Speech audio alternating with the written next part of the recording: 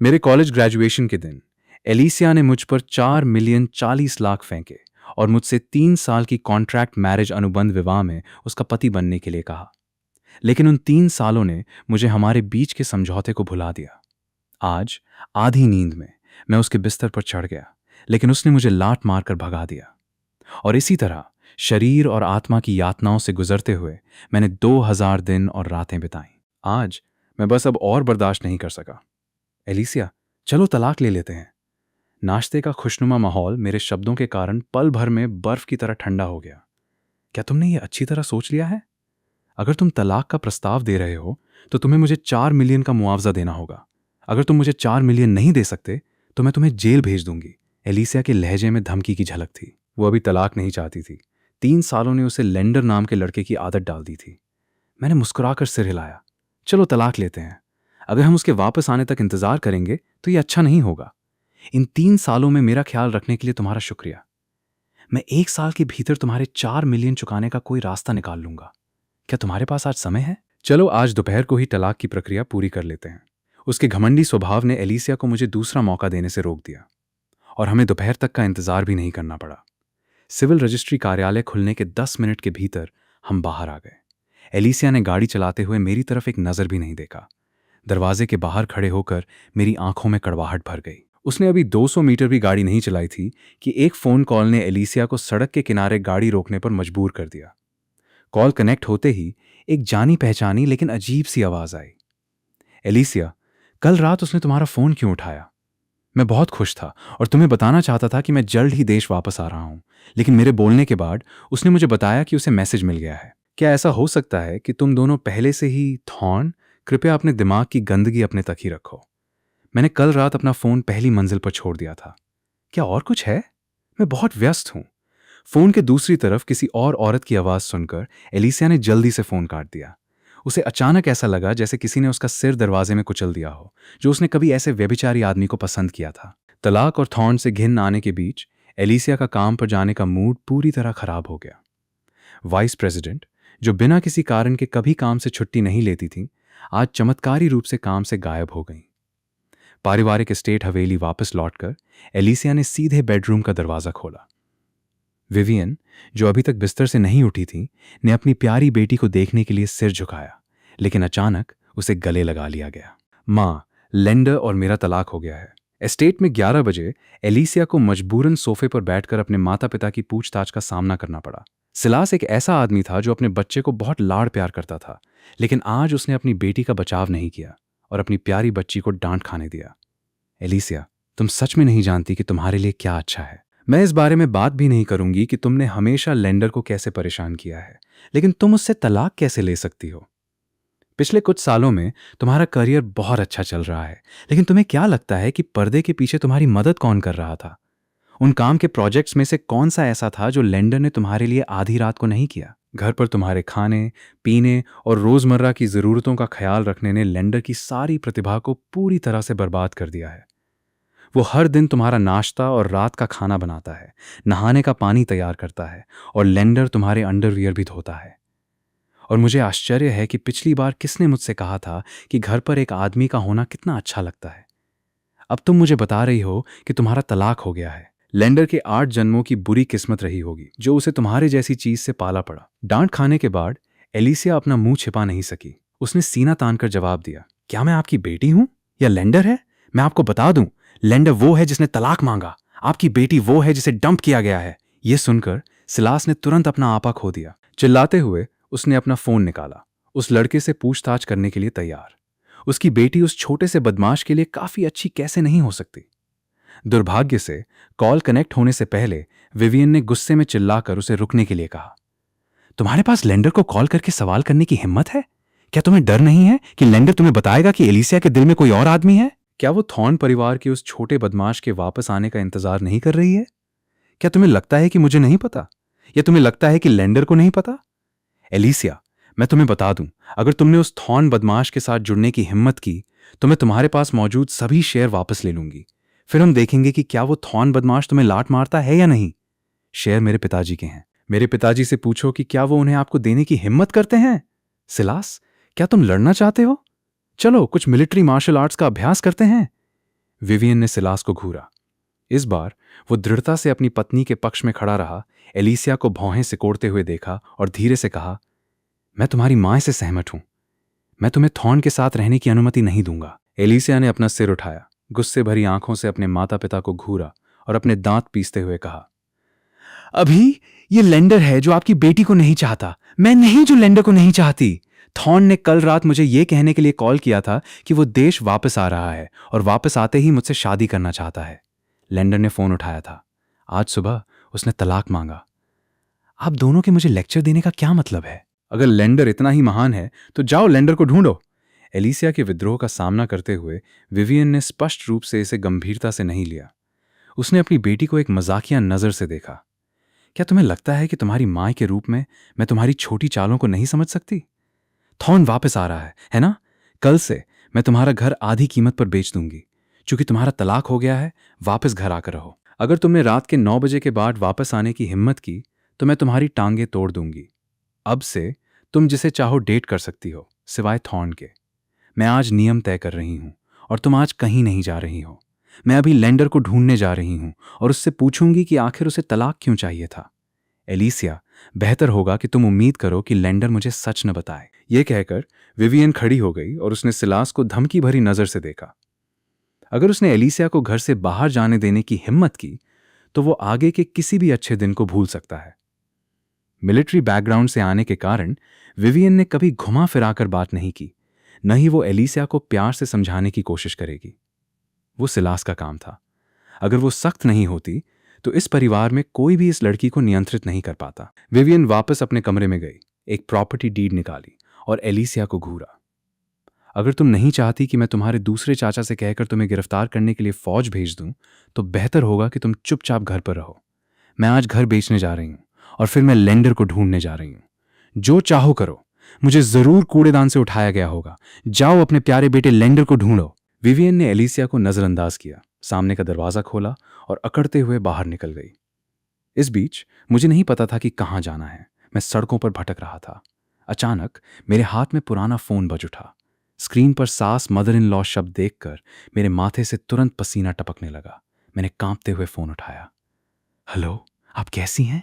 क्या तुम ठीक हो? मां, मेरी गलती थी। अच्छे बच्चे। दोपहर हो गई है, तुमने अभी तक खाना नहीं खाया होगा, है ना? मैं पीपुल्स रेस्तरां में तुम्हारा इंतजार करूंगी, तुमसे एलिसिया से तुम्हारे तलाक के बारे में पूछने के लिए। मैं तुम्हें सिर्फ 10 मिनट दे रही हूं। अगर तुम नहीं आ सके तो तुम्हें पता है कि क्या होगा।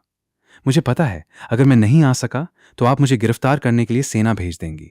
10 मिनट, मैं पक्का वहां पहुंच जाऊंगा। गर्मियों की दोपहर का मौसम झुलसा देने वाला था। कैब न मिलने के कारण मैं पूरे रास्ते दौड़ते हुए गया। जब मैं प्राइवेट रूम में गया तो मेरी सास बस अपना फोन निकाल ही रही थी। ऐसा लग रहा था कि वो कॉल करने वाली हैं।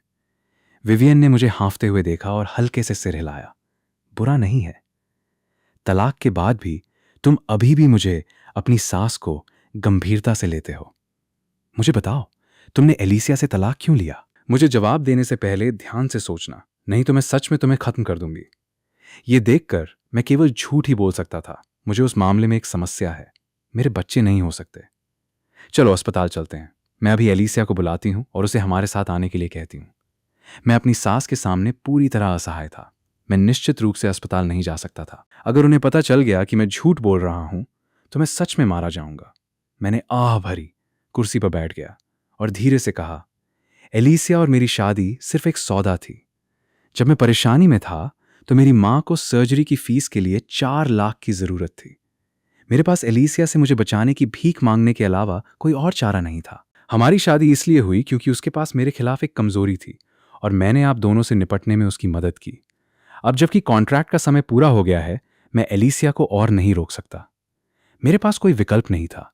अपनी सास के सामने होशियारी दिखाना केवल एक बदतर मौत की ओर ले जाएगा। मैं केवल ईमानदारी से कबूल कर सकता था। हालांकि कबूल करते समय मैंने सारी जिम्मेदारी अपने ऊपर ले ली। लेकिन मेरी सास का ध्यान हमारी कॉन्ट्रैक्ट मैरिज पर नहीं लगा। इसके बजाय उसने भौहें सिकोड़ी और सवाल किया, क्या मैं बहुत बूढ़ी हूं? नहीं नहीं नहीं, आप बिल्कुल भी बूढ़ी नहीं हैं। तुमने एक शब्द छोड़ दिया।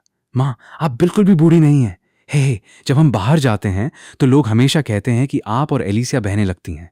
Vivian, Vivian. अपना नाम कुछ बार दोहराने के बाद वो संतुष्ट लग रही थीं। फिर वो बोली, कॉन्ट्रैक्ट मैरिज हो या न हो, मैं बस ये मान सकती हूं कि तुम दोनों पिछले 3 सालों से डेट कर रहे थे। एलिसिया में बहुत सी कमियां हैं। वो अविश्वसनीय रूप से गंदी है, लेकिन लगातार एक जर्मोफोब होने का दावा करती है। उसमें बुनियादी जीवन कौशल शून्य है। एक अच्छी शिक्षा और अच्छी शक्ल के अलावा उसमें कोई और अच्छी खूबी नहीं है। क्या तुम मुझे बता रहे हो कि तुम एलिसिया को थोड़ा सा भी पसंद नहीं करते? कुछ सालों के बाद अगर तुम्हारे पास एक कुत्ता भी होता तो तुम्हें उससे भी लगाव हो जाता, है ना?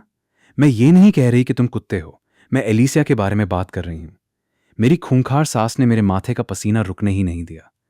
मैंने अपने सिर से पसीना पोंछा और फुसफुसाया, आप मेरी पृष्ठभूमि भी जानती हैं। अगर ये इस तथ्य के लिए नहीं होता कि उसके पास मेरे खिलाफ एक कमजोरी थी, तो एलिसिया जैसी लड़की इस जीवन काल में मुझसे कभी बात नहीं करती। क्या इन चीजों के लिए सामाजिक स्तर के मेल की आवश्यकता नहीं होती? अगर मैं एलिसिया को पसंद भी करता तो भी यह बेकार होता। वो जिसे पसंद करती है वो कोई और है। आपने थॉर्न परिवार के उस बदमाश का जिक्र किया। क्या थॉर्न एलिसिया के हाथों में विजनरी ग्रुप के शेयरों पर नजर नहीं गड़ाए हुए है? एलिसिया जैसी बेवकूफी सोचेगी कि उसका प्यारा थॉर्न वास्तव में उसे पसंद करता है। तुम मुझे बताओ, अगर तुम तलाक लेने वाले थे तो तुमने माए को क्यों नहीं बताया? अब हम क्या करें? थॉर्न वापस आ रहा है और वो बेवकूफ एलिसिया एक पतंगे की तरह उसके पास जाने वाली है। क्या ऐसा हो सकता है कि सिलास की जीवन भर की कमाई थॉर्न परिवार को सौंप दी जाएगी? मुझे सच में एक लड़के को जन्म देने का पछतावा है। मैं सच में इसका जवाब देने की हिम्मत नहीं कर पाया। सिर हिलाना गलत था और ना मैं सिर हिलाना भी गलत था। सौभाग्य से विवियन ने मेरे लिए चीजों को बहुत मुश्किल नहीं बनाया। उसने अपने बैग से 1 लाख नकद निकाले और मेरी ओर फेंक दिए। अगर तुम्हारा तलाक हो गया है तो हो गया है। मैं विवियन कोई जिद्दी पुराने ख्यालों वाली इंसान नहीं हूं। तुमने मुझे 3 साल तक माए कहा है। भले ही तुम अब मेरे दामाद नहीं हो, फिर भी तुम मेरे लिए आधे बेटे के बराबर हो। एलिसिया बहुत छोटी सोच वाली है। अगर तुम्हारे पास केवल 10,000 ही होते तो इसका मतलब होता कि मैंने विवियन ने अपनी जिंदगी बेकार में जी है। अभी के लिए इस पैसे को इस्तेमाल करो। इस शहर को छोड़ने के बारे में सोचना भी मत। अगर भविष्य में सिलास और मुझे कुछ हो जाता है तो हमें तुम्हारी मदद की जरूरत पड़ेगी। अगर तुमने मना करने की हिम्मत की तो मैं सेना के लोगों से तुम्हें खत्म करवा दूंगी। मैं मना नहीं करूंगा, मैं मना नहीं करूंगा। लोगों का पैसा लेना इंसान को आज्ञाकारी बना देता है, खासकर तब जब वो कोई छोटी रकम न हो। लेकिन मैंने सच में इसे न लेने की हिम्मत नहीं की। मैंने अपनी सांस की भयंकरता का अनुभव 1 या 2 दिन से ज्यादा समय तक किया था। जब हम खा रहे थे, विवियन अचानक बोली, एलिसिया, क्या वो विजनरी में सम्मान प्राप्त कर सकती है? चावल का एक बड़ा निवाला लेते हुए मैंने सिर हिलाया। चाहे वो मुझे कैसे भी देखे, विवियन को मैं, उसका पूर्व दामाद, आंखों को भाने वाला लगा। मैं सुंदर था, एलिसिया के लिए एक आदर्श मैच, और बहुत प्रतिभाशाली था। उसने अपनी आंखें सिकोड़कर मेरी ओर देखा और मुस्कुराई। क्या तुम हमारे साथ आकर खाना चाहते हो? अगर तुम विजनरी ग्रुप में वापस लौटना चाहते हो तो मैं सिलास से कहकर तुम्हें प्लानिंग डिपार्टमेंट के प्रमुख का पद दिला सकती हूं। मैंने कड़वाहट से मुस्कुराते हुए सिर हिलाया। मां, कृपया मजाक न करें। अगर मैं विजनरी वापस गया तो एलिसिया सोचेगी कि मैं लगातार उसका पीछा कर रहा हूं। अब जबकि हमारा तलाक हो गया है तो थोड़ी दूरी बनाए रखना ही बेहतर है। इसके अलावा विजनरी के नियमित कर्मचारियों को एलिसिया के साथ मेरे रिश्ते के बारे में नहीं पता है, लेकिन ऊपरी प्रबंधन मुझसे मिल चुका है। इसके अलावा वो दूसरा आदमी वापस आ रहा है। चाहे कुछ भी हो, मैं अभी भी एलिसिया का पूर्व पति हूं। अपनी पूर्व पत्नी को किसी और आदमी के साथ घूमते हुए देखना निश्चित रूप से मुझे असहज महसूस कराएगा। तो क्या आप कृपया मेरी इस छोटी सी जिंदगी को बख्श सकती हैं? विवियन के चेहरे पर स्पष्ट रूप से निराशा थी। उसने धीरे से आह भरी। तुम अपनी हड्डियों में मौजूद उस सारे गौरव का इस्तेमाल हम पर करते हो, लेकिन तुमने उस छोटी बेवकूफ एलिसिया को इसका एक अंश भी दिखाने से बिल्कुल इनकार कर दिया। वो अभी भी मूर्खता से सोचती है कि तुम्हारी सारी क्षमताएं उसी ने सिखाई हैं। क्योंकि तुम इस पर जोर दे रहे हो, मैं तुम्हें मजबूर नहीं करूंगी। लेकिन अब जब तुम्हारा और एलिसिया का तलाक हो गया है तो दोबारा शादी करने में जल्दबाजी मत करना। अगर तुम्हें कोई लड़की पसंद आए तो माए को बताना। अगर नरमी से काम नहीं बना तो हम बस उसे पैसों से कुचल देंगे। मैं फिलहाल शॉर्ट टर्म में डेटिंग नहीं करूंगा। मैं पहले अपनी समस्याएं सुलझाऊंगा, फिर इस शहर में एक घर खरीदूंगा और उसके बाद डेटिंग के बारे में सोचूंगा। मां, मैं डेटिंग के बारे में सोचूंगा। आपको अब महाजोंग खेलने जाना चाहिए। ये पहले से ही आंटी बीट्राइस का चौथा कॉल है। जैसे ही मैंने बात की, विवियन का फोन बज उठा। विवियन ने फोन उठाया और कोसना शुरू कर दिया। जल्दी जल्दी जल्दी, तुम मुझे मौत के घाट उतार दोगी। मैं बस अपने दामाद के साथ खाना खा रही हूं और तुम मुझे जल्दी कर रही हो। बस इंतजार करो, मैं तुम्हारे सारे पैसे जीतने वाली हूं। क्या लेंडर तुम्हारे साथ है? उसे भी साथ ले आना। वो बहुत अच्छा खाना पकाता है। बेशम, मेरे दामाद को फुसलाना बंद करो। बाहर बहुत सारे आवारा कुत्ते हैं। लेंडर, तुम्हारी आंटी बीट्राइस पूछ रही हैं कि क्या तुम जाना चाहते हो? नहीं नहीं, आंटी बीट्राइस, मुझे आज दोपहर को कुछ काम है। मुझे एलिसिया के लिए ग्रॉसरी खरीदने जाना है। यहां तक बोलते बोलते मैं अचानक जम गया। तो आदतें वास्तव में बन जाती हैं। फोन पर उस परिष्कृत महिला ने अपने दांत पीसे और गुस्से में चिल्लाई, विवियन, यहां आओ और अपनी मौत को स्वीकार करो। मेरी खूंखार सांस एक बहुत ही लो प्रोफाइल ऑडी A6 चलाकर वहां से चली गई। एक बार फिर सड़क पर वापस, मेरे चेहरे पर कड़वाहट थी। फिर मैंने अपनी मुट्ठी भींच ली। एक नई जिंदगी शुरू होने वाली थी। कुछ सिगरेट खरीदने का समय आ गया था। मेरी मानसिकता अपेक्षाकृत आशावादी थी। सिगरेट का एक पैकेट खरीदने के बाद मैं एक घर की तलाश में शहर के मध्य क्षेत्र में गया। मैंने आखिरकार एक अपेक्षाकृत महंगा टॉप फ्लोर डुप्लेक्स अपार्टमेंट चुना। 4 मिलियन का कर्ज सिर्फ किफायत से रहकर नहीं चुकाया जा सकता था। कर्ज चुकाने के लिए केवल बचत पर निर्भर रहना पर्याप्त नहीं था। दूसरी तरफ एलिसिया पहले ही टूटने की कगार पर थी। उसका घर बिक चुका था। उसकी मां ने उसे यूं ही बता दिया था कि वो आंटी बीट्राइस के साथ महाजोंग खेलते हुए घर हार गई है, और अगर उसे कोई शिकायत है तो वो आंटी बीट्राइस के पास जा सकती है। इस बड़ी बुजुर्ग की ओर, जिसने एलिसिया को बचपन से बहन कहने के लिए मजबूर किया था, एलिसिया हमेशा दूर रहने की नीति बनाए रखती थी। ये असभ्य बुजुर्ग उसके पीछे भागती थी, पूछती थी कि उसकी स्टैमिना कैसी है, जिससे मासूम एलिसिया को समझ नहीं आता था कि क्या जवाब दे। उस संबंध में एलिसिया एक कोरे कागज की तरह पवित्र थी।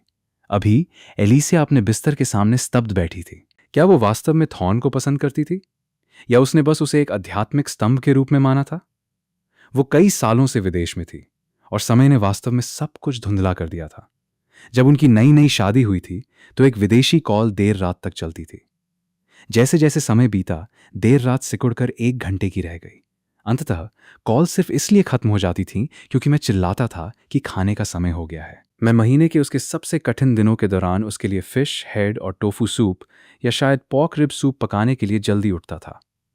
मैं कंपनी में ले जाने के लिए उसके लिए थर्म्स में अदरक और गोजी बेरी का पानी तैयार करता था। एक पल में एलिसिया ने खुद को खोया हुआ महसूस किया। उसके दिमाग में थॉर्न की छवि धुंधली होती गई, जबकि मेरा चेहरा और साफ होता गया। एलिसिया ये एहसास बर्दाश्त नहीं कर सकी। वो थी जिसे मैंने डंप किया था। उसने खुद को ऐसी परिस्थितियों में इस आदमी के बारे में सोचने की अनुमति देने से इनकार कर दिया। ऐसा महसूस करते हुए जैसे वो ढहने वाली है, एलिसिया ने अपनी चाबियां और फोन पकड़ा और घर से बाहर भाग गई। बार के अंदर एलिसिया ने अपरिचित माहौल को देखा। उसने अपनी हिम्मत जुटाई और इस जगह में प्रवेश किया जहां वो पहले कभी नहीं गई थी, और अपने दिल में गहराई से इसका विरोध करती थी। लेकिन उसे अपनी भड़ास निकालने की जरूरत थी। एलिसिया ने ज्यादा से ज्यादा शराब पी और ज्यादा गुस्सा होती गई। वो इतनी निराशाजनक रूप से उस लेंडर के बारे में कैसे सोच सकती थी? थोड़ा बेहतर पकाने, कमरे को साफ सुथरा रखने, कपड़े साफ धोने, थोड़ा होशियार होने और थोड़ा ज्यादा सुंदर दिखने के अलावा उसमें और क्या खूबियां थीं? सबसे महत्वपूर्ण बात यह थी कि इस आदमी ने वास्तव में तलाक लाने और महान एलिसिया को डंप करने की हिम्मत की। नशे में धुत एलिसिया को यह एहसास नहीं हुआ कि थॉर्न नाम अभी उसके दिमाग में मौजूद ही नहीं था। शराब इंसान को नशा नहीं कराती, इंसान खुद को नशा कराता है। हेलो ब्यूटीफुल, क्या आप मुझे आपको एक ड्रिंक पिलाने का मौका दे सकती हैं? उसे याद नहीं था कि यह कौन सा नंबर का आदमी था जो उस पर डोरे डालने आया था। एलिसिया बस अकेले चुपचाप अपनी शराब पीना चाहती थी। अपना सिर घुमाकर उसने उसकी ओर देखा। एक आदमी जो लगभग 40 साल का था, सिर से पैर तक डिजाइनर ब्रांड पहने हुए था। एलिसिया ने बिना पूछे ही ठंडेपन से जवाब दिया, मेरी सालाना सैलरी 6 आंकड़ों 6 फिगर में है। मेरे पास 1 मिलियन से ज्यादा की घड़ी है। मेरे उच्च सरकारी पदों पर रिश्तेदार हैं। क्या मैं ऐसी दिखती हूं कि मुझे तुम्हारी एक गिलास शराब की कमी है? अधेड़ उम्र का आदमी मुस्कुराया और जाने के लिए मुड़ा। उसके लहजे से वो समझ सकता था कि ये महिला उससे पूछ नहीं रही थी, बल्कि उसे बता रही थी कि उसके पास वो सब कुछ है जिसका वो दावा करता है। जैसे ही एलिसिया उठने और जाने की तैयारी कर रही थी, एक और युवक उस पर डोरे डालने आ गया। मुझे थोड़ी इज्जत दो, मेरे दोस्त वहां देख रहे हैं। इधर आओ और एक ड्रिंक लो। अकेले रहना बहुत अकेलापन है। तुम्हारे पैर बहुत अच्छे हैं बहन। अगर तुम्हारा छोटा भाई उन्हें छुए तो तुम्हें बुरा नहीं लगेगा, है ना? दफा हो जाओ। एलिसिया ने अपने ग्लास की शराब उस उपद्रवी के चेहरे पर फेंक दी। अधेड़ उम्र का अंकल, जो दूर जाने की तैयारी कर रहा था, मुड़ा और कुछ दूरी पर बैठ गया। ऐसा लग रहा था कि वो सुंदरता को बचाने वाले नायक की भूमिका निभाने के अवसर की प्रतीक्षा कर रहा है। पूरी तरह से अपनी इज्जत खोने के बाद युवक ने अब दिखावा करने की जहमत नहीं उठाई। अपने दांत पीसते हुए उसने उसे एक कुतिया कहा और शारीरिक रूप से हमला करने के लिए अपना हाथ उठाया, लेकिन उसका हाथ कभी नीचे नहीं गिरा। उसकी कलाई किसी ने पकड़ ली थी। युवक के बगल में एक मोटा नौजवान आ गया। डेक्लिन, यहां तमाशा कर रहे हो? क्या तुम चाहते हो कि तुम्हें बाहर फेंक दिया जाए? हर कोई ऐसा नहीं होता जिसे तुम छू सको, समझे? दूर डेक्लिन के दोस्तों ने भी यहां हो रहे हंगामे पर ध्यान दिया और चलकर आने के लिए खड़े हो गए, लेकिन मोटे नौजवान ने उनकी तरफ देखा भी नहीं। उसने डेक्लिन का हाथ पकड़ा, उसे एक तरफ उछाल दिया और फिर एलिसिया की ओर देखकर धीरे से मुस्कुराया। भाभी, आप यहां अकेली क्यों आई? इस समय नशे में धुत एलिसिया ने भ्रमित आंखों से मोटे नौजवान को देखा, अपना सिर झुकाया और उत्सुकता से पूछा, लेंडर का छोटा भाई? उसका मुंह बोला भाई। मेरा उपनाम सरनेम सन है, बस मुझे बाण भी बुलाएं। ये बार मेरे चाचा की बहन और किसी और ने खोला है। मैं अक्सर यहां आता हूं। भाभी, क्या आप ड्राइव करके यहां आई? इतनी रात को यह सुरक्षित नहीं है। अगर ये कमीने गंदा खेल खेलने की कोशिश करते तो बुरा होता। मैंने अभी भाई लेंडर को फोन किया है, उन्हें जल्दी ही पहुंच जाना चाहिए। लेंडर आ रहा था। एलिसिया को नहीं पता था कि उसे घबराहट क्यों महसूस हुई। कांपते हुए वो बार से निकलने ही वाली थी। ऐसा क्यों था कि जितना अधिक वो इस आदमी को नहीं देखना चाहती थी, उतना ही वो उसके साथ उलझने से बच नहीं पा रही थी। एलिसिया के जाने की कोशिश के साथ डेक्लिन के लोग निश्चित रूप से सहमत नहीं होंगे। उन्हें स्पष्टीकरण देने के लिए शोर मचा रहे थे। बार्नबी ने भौहें सिकोड़ी, एक कुर्सी पकड़ी, उपद्रवियों की ओर इशारा किया और गुस्से में कोसा, इतने बेशर्म मत बनो। क्या तुम्हें सच में लगता है कि मैं तुम लोगों को छूने की हिम्मत नहीं करूंगा? जैज, ऊपर जाओ और उन्हें खेलना बंद करने के लिए कहो। कोई यहां परेशानी खड़ी करने की कोशिश कर रहा है। मेरी भाभी का समर्थन करने के लिए वहां लोग हैं। तुम लोग परेशानी खड़ी करने के बारे में सोचना भी मत। बार में खेलने के लिए पैसे इकट्ठा करने वाले लूजरों का झुंड इसका भुगतान करने का जोखिम नहीं उठा सकता। भीड़ जानती थी कि वे एक मुसीबत में फंस गए हैं और उनके दिलों में थोड़ा सा डर बैठ गया।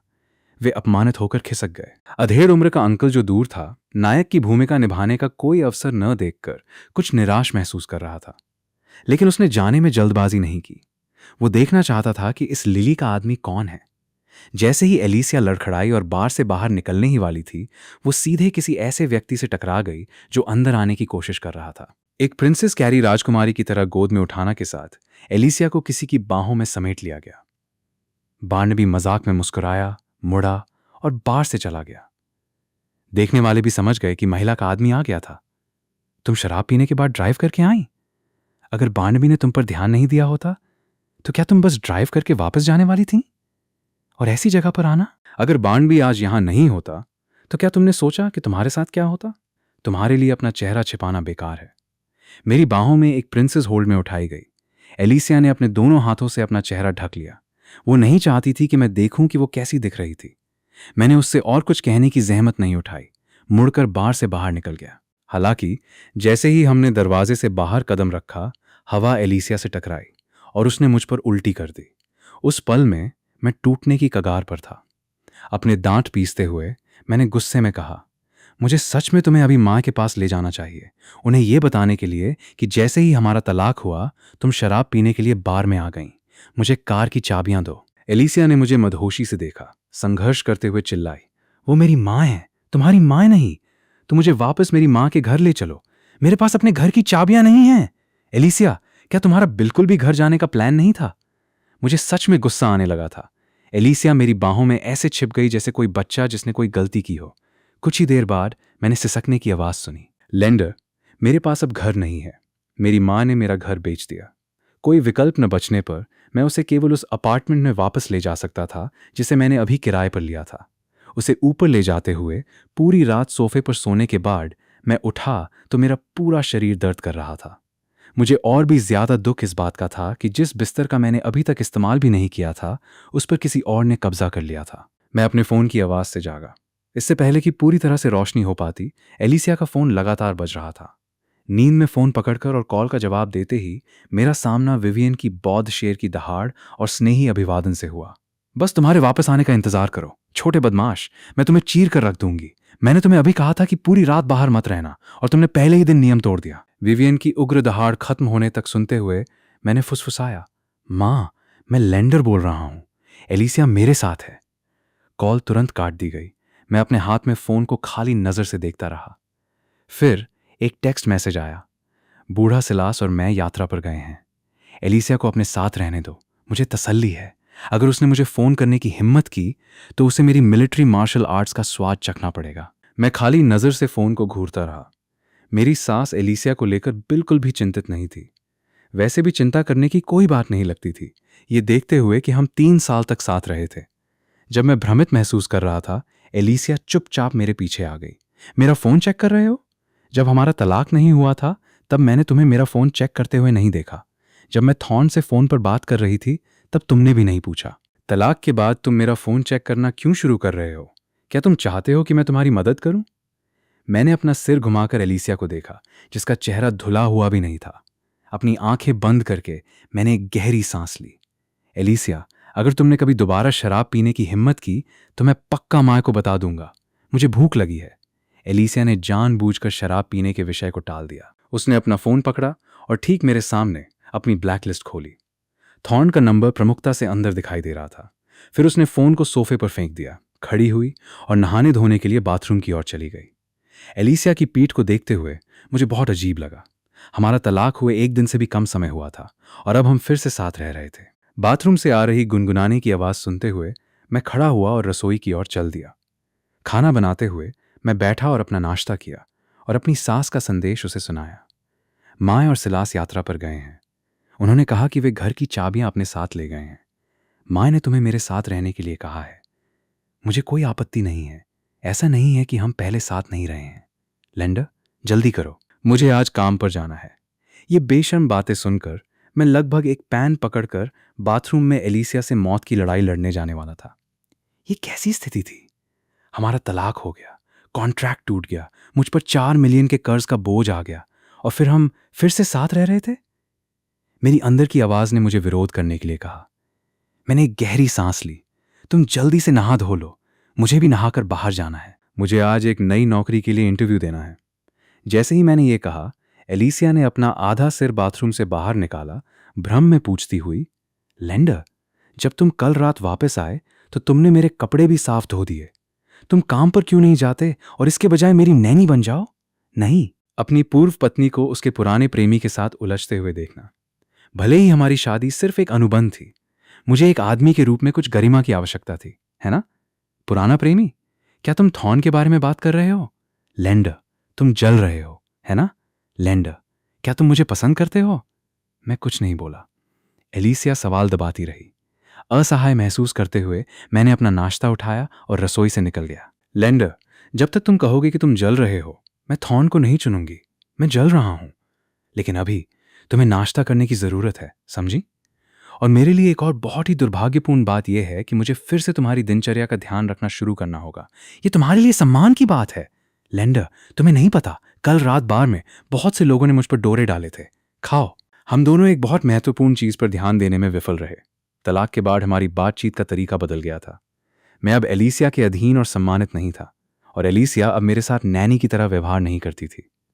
वो बार की घटना के बारे में मेरे सवाल करने से डरती थी, फिर भी वो नहीं चाहती थी कि मैं ऐसा करूं। साथ ही ये सुनकर कि मैं जल रहा था, उसने बहुत अच्छे मूड में महसूस किया, अपनी उदासी दूर कर दी और उसे यहां रहने से कोई गुरेज नहीं था। मेरा अंदरूनी रूप हालांकि विलाप कर रहा था। मेरी हालत एक मरे हुए आदमी से भी बदतर थी, लेकिन 4 मिलियन अभी भी चुकाने थे। खाते समय मुझे एपेक्स कॉर्पोरेशन से एक उत्तर मिला, जिसमें कहा गया था कि अगर मेरे पास समय हो तो मैं आज फेस टू फेस इंटरव्यू के लिए कंपनी में आ सकता हूं। बाद में मैं एपेक्स कॉर्पोरेशन मुख्यालय की ओर लड़खड़ाते हुए गया।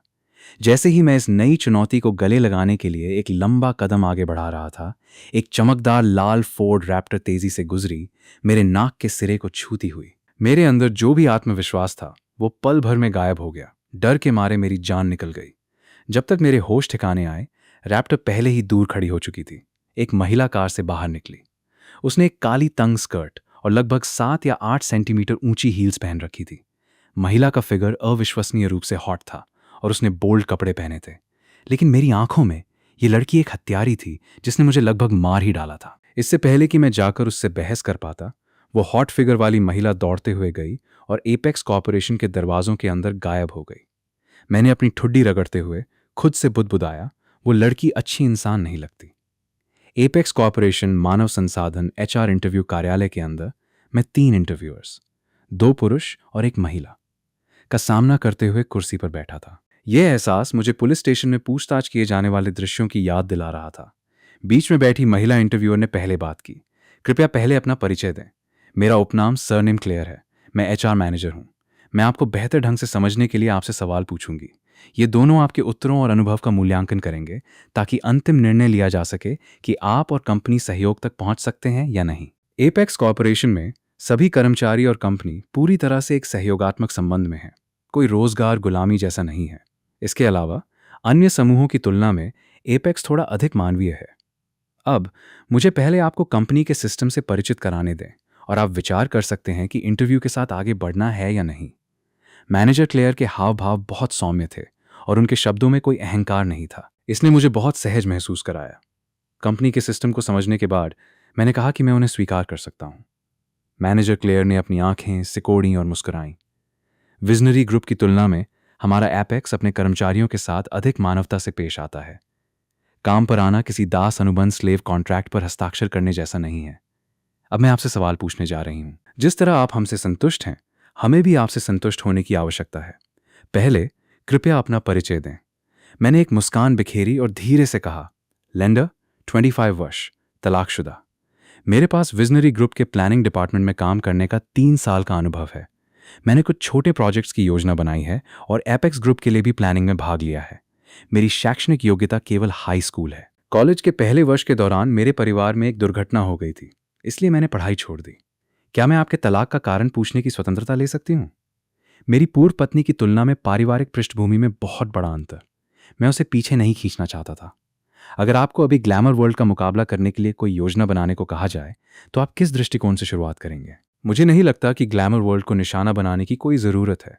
वे केवल एक ऐसा ब्रांड बन सकते हैं जो लो एंड सस्ते रास्ते पर चलता है। उनके मुख्य ग्राहक ज़्यादातर अधेड़ और बुजुर्ग लोग हैं। Glamour world visionary department store को बचाने का एक तरीके से ज़्यादा कुछ नहीं है। एक ऐसा तरीका जिसे चुनने के अलावा उनके पास संक्रमण ट्रांजिशन के लिए कोई विकल्प नहीं था। एपेक्स डिपार्टमेंट स्टोर मुख्य रूप से पैसे खींचने के लिए ज्वेलरी स्टोर और लग्जरी ब्रांड काउंटरों पर निर्भर करता है। ग्लैमर वर्ल्ड की नकल करने की कोई ज़रूरत नहीं है। परिणाम भी बहुत अच्छे नहीं दिखेंगे।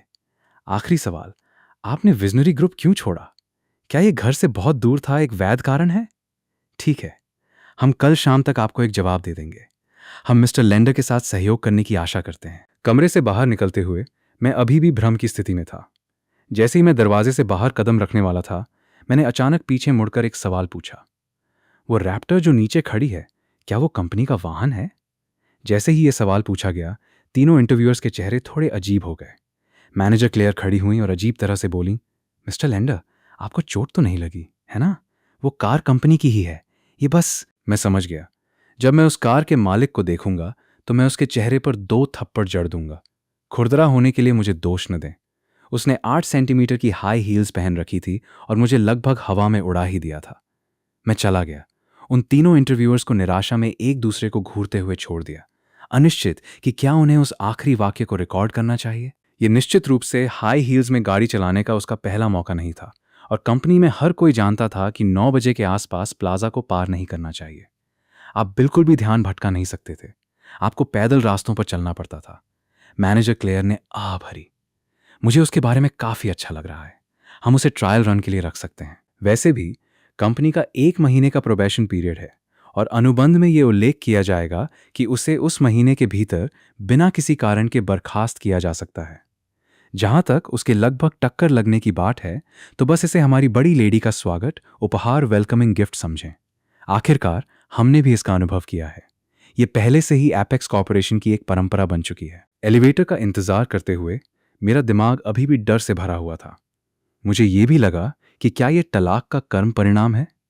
जैसे ही मेरा तलाक हुआ, विवियन ने मेरी अच्छी खासी परीक्षा ले ली और चीजें आदर्श रूप से नहीं चल रही थीं। एलिवेटर खुला।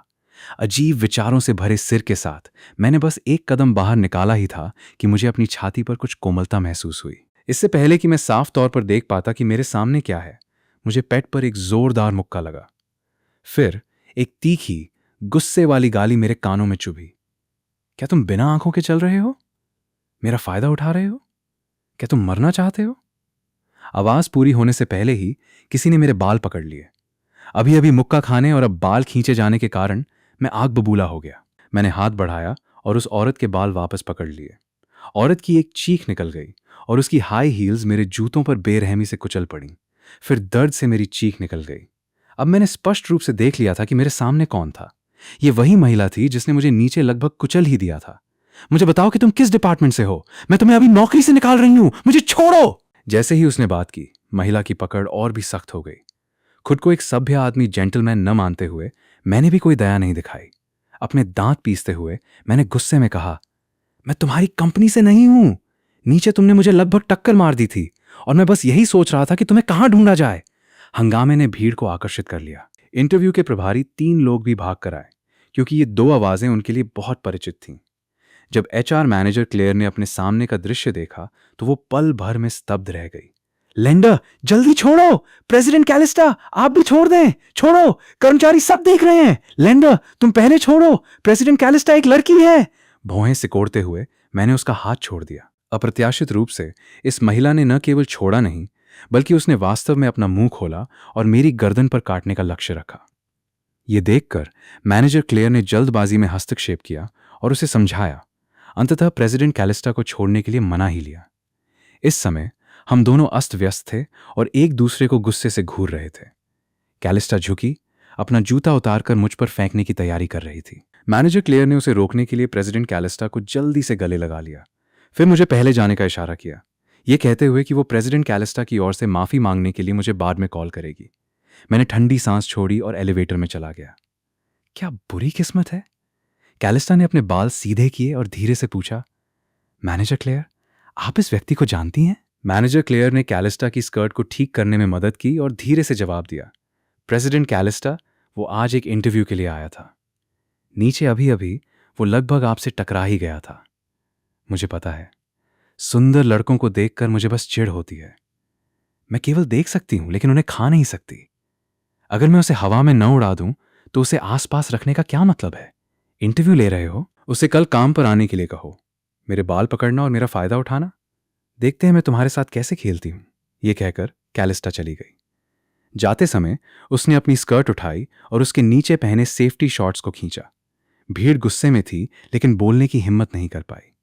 कंपनी के बारे में सब कुछ ठीक था, इस जनरल मैनेजर को छोड़कर जो लोगों का खून सुखा देती थी। मैंने कंपनी छोड़ी और मुझे एक टेक्स्ट मैसेज मिला जिसमें कहा गया था कि मैंने इंटरव्यू पास कर लिया है। मुझे बताया गया कि मैं परसों सोमवार को कंपनी में काम पर आ सकता हूं और फ्रंट डेस्क पर सारी कागजी कार्रवाई संभाल सकता हूं। लेकिन मुझे सीधे शेर की मांद में चलने का गहरा एहसास हुआ। मैं मना नहीं कर सका।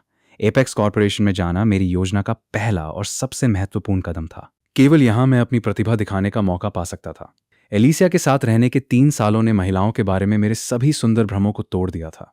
एलिसिया के बारे में सोचकर मैंने अपनी सास को कॉल किया ये पूछने के लिए कि बुजुर्ग जोड़ा कब वापस आ रहा है।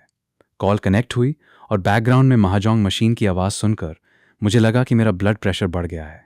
क्या बकवास बहाना था? बूढ़ा जोड़ा बस ये नहीं चाहता था कि एलिसिया वापस जाए और उनके अकेले समय में खलल डाले। लेकिन मैं वास्तव में एलिसिया को वापस भेजने की हिम्मत नहीं कर सका। मुझे सिलास और अपनी सास के लिए इज्जत बचानी थी और एलिसिया के लिए भी कुछ गरिमा छोड़नी थी। आखिरकार मैं ही था जिसने तलाक की बात छेड़ी थी। एलिसिया के बारे में सोचकर मुझे लगा कि मेरी जिंदगी और भी अंधकारमय हो गई है। किसने सोचा होगा कि विजनरी की वाइस प्रेसिडेंट, जो जर्मोफोब होने का दावा करती थी, घर में एक सुअर से अलग नहीं थी। इस लाड़ प्यार में पली बड़ी युवा महिला ने मुझे समझाया कि ऐसे हाथों का क्या मतलब होता है जिन्होंने कभी वसंत के पानी को नहीं छुआ था। इसके बारे में ज्यादा बात करने से मेरी आंखों में आंसू ही आ जाते। एक शानदार विला में विवियन पहले ही महाजोंग टेबल छोड़ चुकी थी। उसके जाने का कारण सिलास को कुछ ऐसा कहने के लिए अनुशासित करना था जो उसके मुंह से फिसल गया था।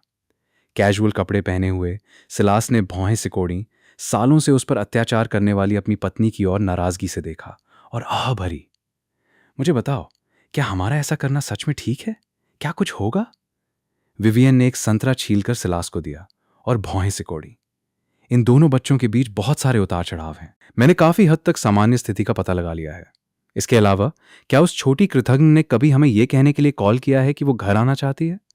उसे लंबे समय से लेंडर द्वारा उसकी सेवा किए जाने की आदत हो गई है, तो उसके साथ साथ चिंता करना बंद करो। हमने लेंडर को 3 साल तक देखा है। तुम्हें अच्छी तरह पता है कि उसका चरित्र कैसा है। मैं तुम्हें एक रहस्य बताती हूँ। वो लड़का लेंडर वास्तव में धूम्रपान सिगरेट पीता है। उस छोटी कृतघ्न के लिए वो पूरे 3 साल बिना एक भी सिगरेट पिए रहा। क्या तुम्हें सच में लगता है कि उसे कुछ होगा? सिलास ने संतरा नीचे रखा, पीछे झुका, विवियन को देखने के लिए अपना सिर झुकाया और भौहें सिकोड़ी। लेंडर का धूम्रपान करना ठीक है, लेकिन फिर मेरा धूम्रपान करना बिल्कुल ठीक नहीं है। विवियन, तुम सीमा पार कर रही हो। अगर मैं सीमा पार करूंगी तो क्या तुम मुझे तलाक दोगे? मैं आज खुश हूं। मैं तुम्हें 2 सिगरेट पीने की अनुमति दूंगी। सिलास ने इसे एक शाही फरमान की तरह लिया, उठा और अपने पुराने दोस्तों के साथ सिगरेट पीने के लिए बालकनी की ओर दौड़ पड़ा। असल में विवियन ने एलिसिया को कॉल किया था। जब तक वो अपनी गलती मान लेती, वो घर की चाबियां ले सकती थी और वापस आ सकती थी। अंत में इस छोटी कृतघ्न ने बिना एक शब्द कहे फोन काट दिया। इसका स्पष्ट मतलब था कि उसके पास किसी का समर्थन बैकिंग था। तो चिंता की क्या बात थी? विवियन महाजोंग टेबल पर वापस लौट आई। मैंने एक कार्ट को धकेला, सुपरमार्केट के चक्कर लगाए, सोच रहा था कि रात के खाने के लिए क्या बनाया जाए। अंत में मैंने बड़ी आंत लार्ज इंटेस्टाइन का एक हिस्सा, कुछ हरी फलियां और मशरूम खरीदे। जब मैं घर लौटा तो एलिसिया पहले ही वापस आ चुकी थी। उसने जानबूझकर अपने लिए एक पीला भालू कार्टून पजामा सेट खरीदा था और सोफे पर बैठी थी। आलू के चिप्स के एक बैग को गले लगाए हुए टीवी देख रही थी। मुझे सीढ़ियों के पास खड़ा देखकर उसने चिप्स नीचे रखे, ऊपर देखा और चिल्लाई, लेंडर, मुझे भूख लगी है। मैंने एक गहरी सांस ली और धीरे से पूछा, क्या तुम्हारा लंबे समय तक रहने का विचार है? एलिसिया ने जोर से सिर हिलाया। मैं खाने और किराए के लिए भुगतान कर सकती हूँ। लेंडर, मुझे छोड़ दिया गया है। मैंने अपनी माँ को फोन किया, उन्होंने जवाब नहीं दिया और उन्होंने मुझे डांटते हुए टेक्स्ट मैसेज भी भेजे।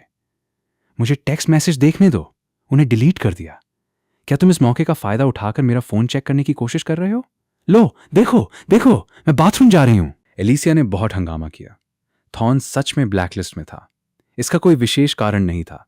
एलिसिया बस नहीं चाहती थी कि वो आदमी उसकी झुंझलाहट को बढ़ाए। अगर उसे विदेशी लड़कियां पसंद थीं, तो ये बहन अब उसकी सेवा नहीं करने वाली थी। जब मैं सब्जियां धो रहा था, एलिसिया चुपके से रसोई में आ गई। अपने हाथों को पीठ के पीछे रखे हुए उसने उत्सुकता से सिंक में सामग्री सब्जियों को देखा और फुसफुसाई, ये सब मेरे पसंदीदा हैं। क्या तुम्हें डर नहीं था कि मैं आज वापस नहीं आऊंगी? मैंने सिर घुमाए बिना ही गंभीरता से सब्जियां धोना जारी रखा। धीरे से जवाब दिया, क्या तुम्हें रसोई की गंध नापसंद नहीं है? तुम अंदर चुपके से क्यों आई? मैं खाने में नखरे नहीं करता। अगर तुम वापस नहीं आती तो मैं भी इन्हें ही खाता। लेंडर, तुम बदल गए हो। वास्तव में पुरुष सभी चंचल होते हैं। हमारा तलाक हुए कुछ ही दिन हुए हैं और तुम मेरे प्रति इतने ठंडे हो गए हो। मत भूलो, ये बहन अभी भी तुम्हारी लेनदार क्रेडिटर है। पैसे दो, पैसे दो। अगर तुम खाने में नखरे नहीं करते तो तुमने केकड़े क्रैब्स क्यों नहीं खरीदे? एलिसिया हमेशा घर लाने और खाने के लिए बने बनाए केकड़े खरीदती थी। हमारी शादी के सालों के दौरान उसने और मैंने केवल एक बार बहस की थी। कारण यह था कि एलिसिया ने केकड़े खरीदे और मुझे उन्हें उबालने के लिए कहा। मैं ऐसा करने की हिम्मत नहीं जुटा सका, इसलिए मैंने उन्हें पालने के लिए फिश टैंक में डाल दिया। फिर अगले दिन मैंने देखा कि कैसे एलिसिया ने एक एक करके उबलते पानी के बर्तन में जीवित कूदते हुए केकड़ों को फेंक दिया। उसके बाद पूरी शाम मेरा चेहरा उतरा हुआ रहा। मैंने रात का खाना नहीं बनाया, न ही मैंने बर्तन धोए या रसोई साफ की। एलिसिया जानती थी कि उसने गलत बात कही थी। मैंने इसे दिल पर नहीं लिया, मुड़ा और रसोई से बाहर चला गया। ठीक जब एलिसिया ने सोचा कि मैं फिर से हड़ताल पर जा रहा हूं, मैं दही का एक डिब्बा पकड़े हुए वापस आया। बाहर जाओ और इसे पीने के लिए सोफे पर बैठो। यहां मुझे परेशान करना बंद करो। तलाकशुदा मैं एलिसिया के प्रति अत्यधिक सम्मानजनक नहीं होने वाला था। मेरे स्वभाव में महिलाओं की चापलूसी करने की प्रवृत्ति नहीं थी। हर कोई समान है, कोई ऊंच नीच नहीं है, भले ही वो अब लेनदार थी। लेकिन एलिसिया नहीं गई। उसे नहीं पता था कि जब उसने कहा कि मैं बदल गया हूं, तो वो भी बदल गई थी।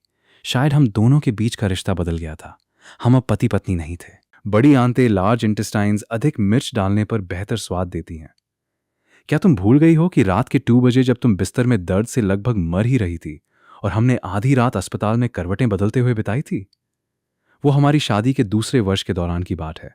सर्दियों में एलिसिया उबली हुई मछली खाने के लिए जोर दे रही थी और सबसे तीखी वाली चाहती थी। फिर आधी रात को एलिसिया को अस्पताल ले जाया गया।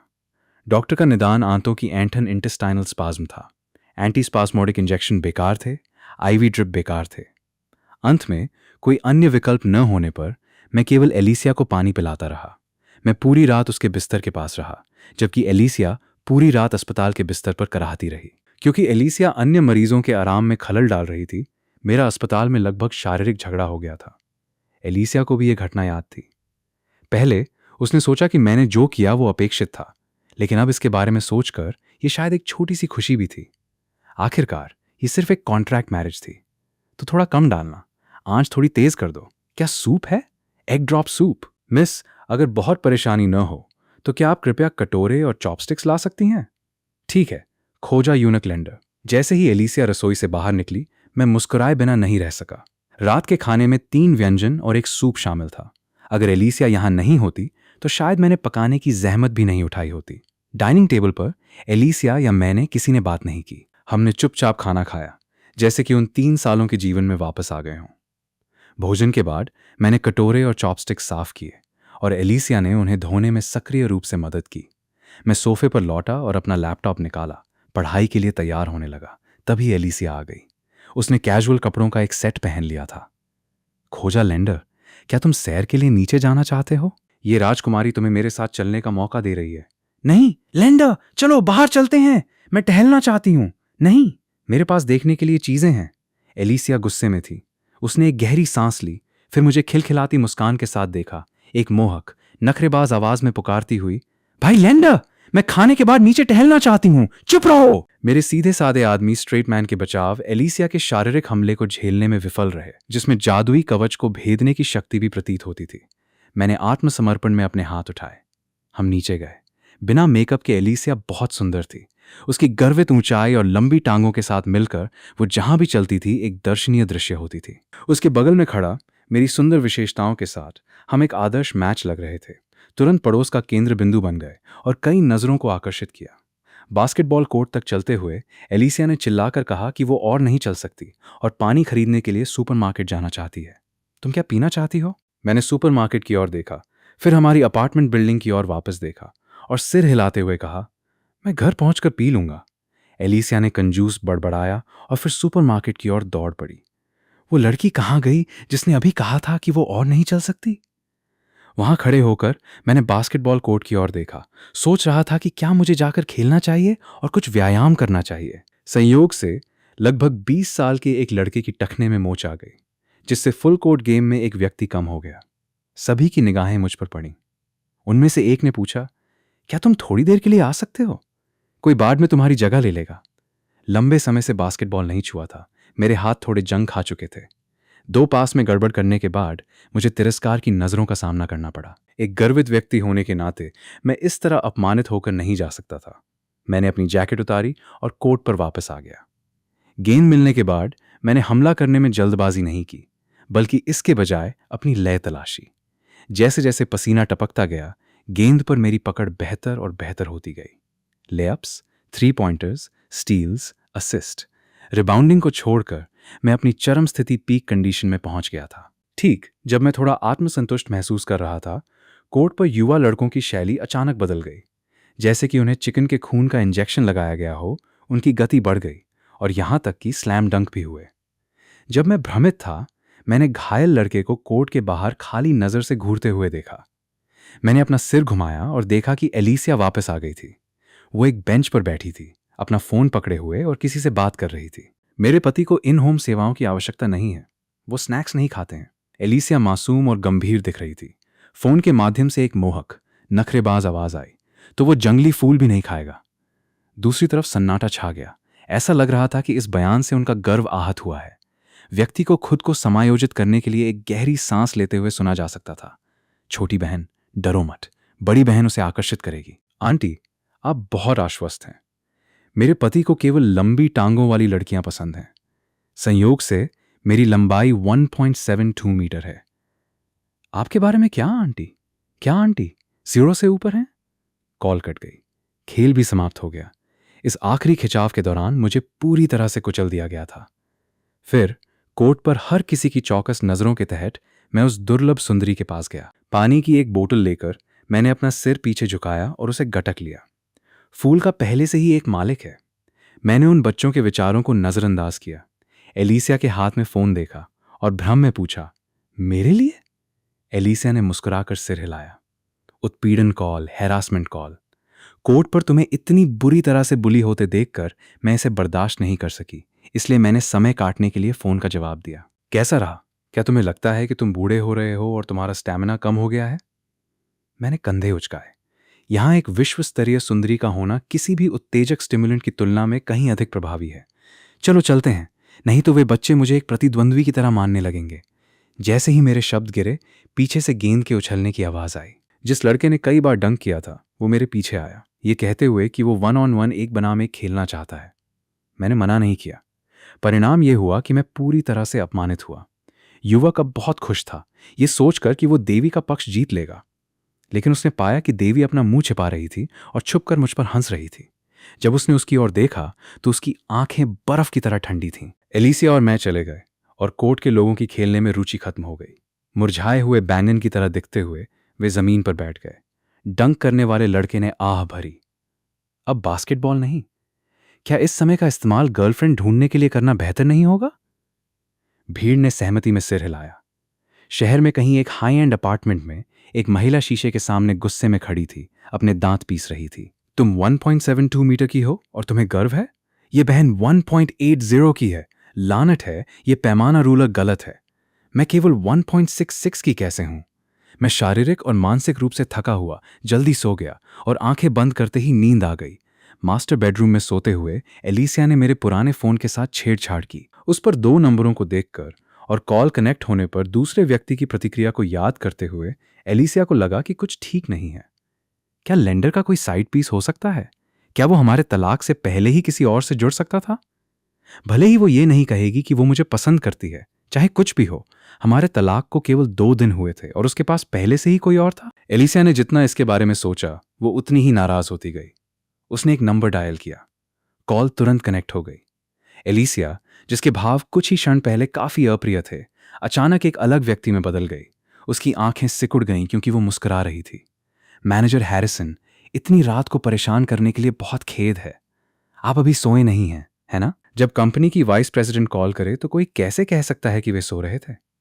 दूसरे पक्ष ने बार बार कहा कि वे अभी तक सोए नहीं हैं। एलिसिया मुस्कुराते हुए बोलती रही, मैंने सुना है कि कुछ दिन पहले आपकी वार्षिक छुट्टी एनुअल लीव की अर्जी खारिज कर दी गई थी। क्या घर पर कुछ चल रहा है? मैं समझती हूं, कल शनिवार है। रविवार सहित आप और 2 दिन की छुट्टी ले सकते हैं। क्या यह पर्याप्त है? ये पर्याप्त है, ये पर्याप्त है। तो कल कंपनी जाएं और अपने वर्तमान काम सौंप दें और मैं तब आपके लिए एक अप्रूवल स्लिप लिख दूंगी। थोड़ी देर बात करने के बाद एलिसिया सीधे मुद्दे पर आ गई। मैनेजर हैरिसन, मैंने कंपनी के लोगों से सुना है कि आपके पति दूरसंचार टेलीकम्युनिकेशंस में काम करते हैं। मेरे पास यहाँ एक नंबर है, क्या आप इसे देखने में मेरी मदद कर सकते हैं? कोई जल्दी नहीं है, कोई जल्दी नहीं है, बस मुझे तब बताएं जब आपके पास समय हो। बस ये चेक कर लें कि सिम कार्ड का पंजीकृत मालिक कौन है। फोन काटने के बाद एलिसिया का चेहरा उसके पिछले भाव में लौट आया। लगभग आधे घंटे बाद मैनेजर हैरिसन ने वापस कॉल किया। अपनी छुट्टी की खातिर उन्होंने नंबर चेक करने के लिए आधी रात को अपने पति को कंपनी में भेज दिया था। दुर्भाग्य से फोन नंबर का क्लियरेंस लेवल बहुत ऊंचा था और वे कुछ भी पता नहीं लगा सके। मैनेजर हैरिसन ने घबराते हुए वाइस प्रेसिडेंट एलिसिया को इसकी सूचना दी। उनकी छुट्टी अभी भी स्वीकृत हो गई थी, लेकिन सप्ताहांत सहित ये केवल 4 दिन थी। एलिसिया बिस्तर पर बैठी फोन नंबर को देखते हुए और खुद से बुदबुदाती हुई, ये वैनिटी नंबर, ये एक हाई लेवल यूजर है। सप्ताहांत के 2 दिनों के दौरान जीवन बहुत सादा था। एलिसिया अपने विवाहित व्यक्तित्व में वापस आ गई, खुद को अपने कमरे में बंद कर लिया और अपने काम में व्यस्त हो गई। समिति चाहती थी कि कई कंपनियां जमीन के एक टुकड़े, एक पुराने आवासीय क्षेत्र रेसिडेंशियल एरिया पर बोली लगाएं। निवेश, इन्वेस्टमेंट और जोखिम रिस्क विभागों के लोगों ने हर तरह से हिसाब लगाया और यह हर हाल में एक घाटा था। एलिसिया डरी हुई थी कि समिति इस जमीन के टुकड़े को कंपनी पर थोप देगी। मुझे एलिसिया की परवाह नहीं थी।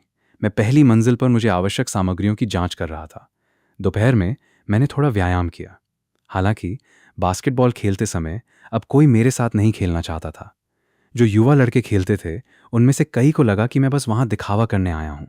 ये 2 दिन मुझे सालों जैसे लगे। अब मैं 1 मिनट भी नहीं गंवा सकता था। 1 साल में 4 मिलियन का कर्ज मुझ पर भारी पड़ रहा था, जिससे सांस लेना मुश्किल हो रहा था, जबकि मुझे रोमांच का भी एहसास हो रहा था।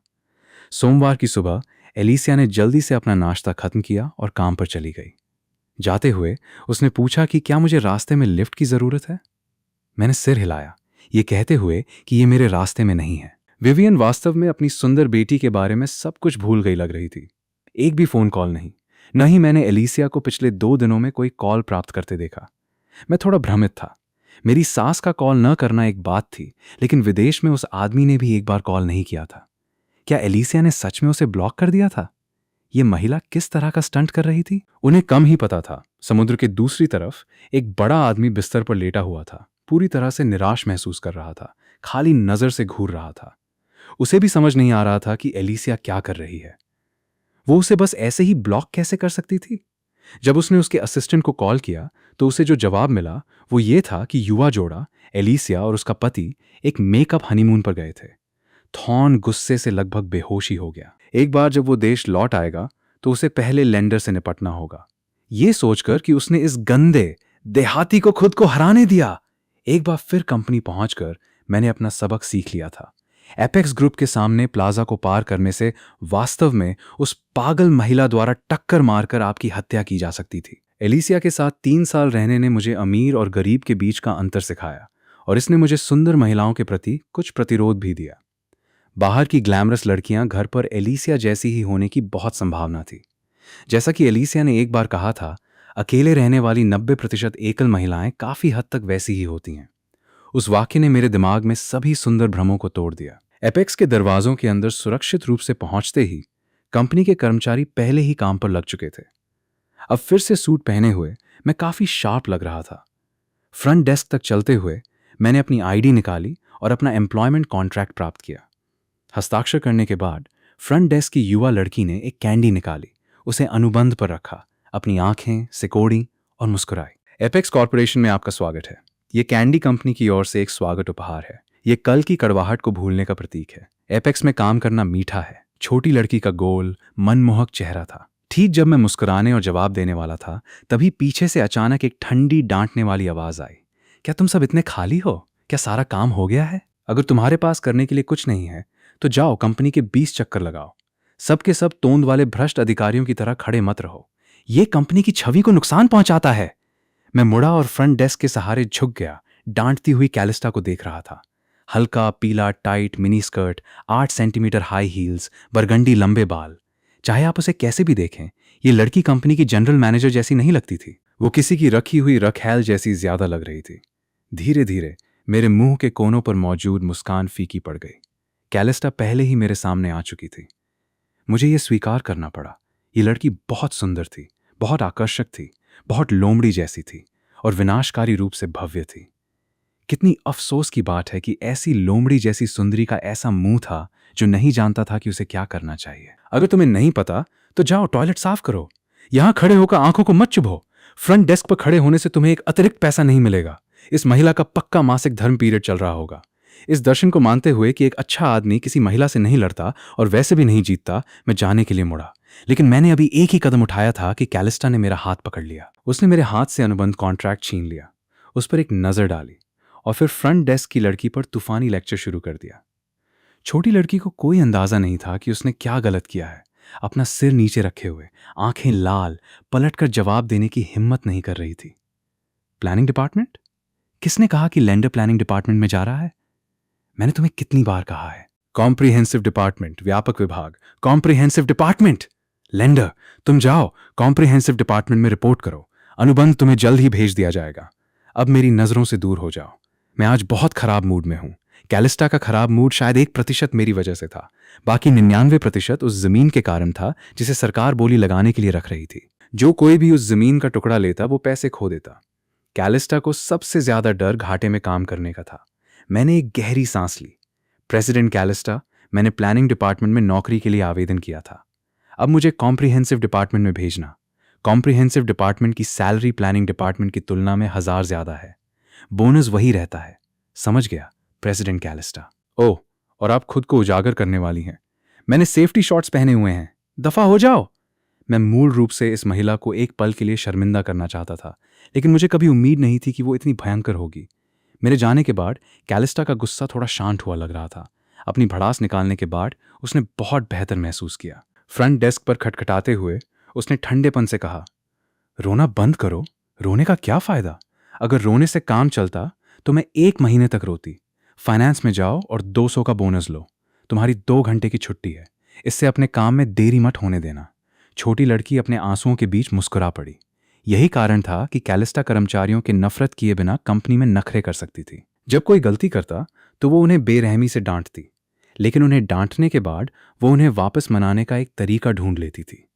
प्रेसिडेंट कैलिस्टा का कंपनी का मूल्यांकन तीखी जीभ, नरम दिल था। 20 के दशक में एक लड़की भारी दबाव में एक कंपनी का प्रबंधन कर रही थी।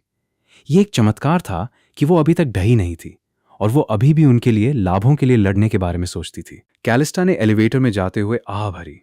उसे क्या करना चाहिए? कॉम्प्रिहेंसिव डिपार्टमेंट में पहुंचने के बाद मुझे कोई परेशानी नहीं हुई। मैनेजर 35 या 36 साल की एक बड़ी बहन थी।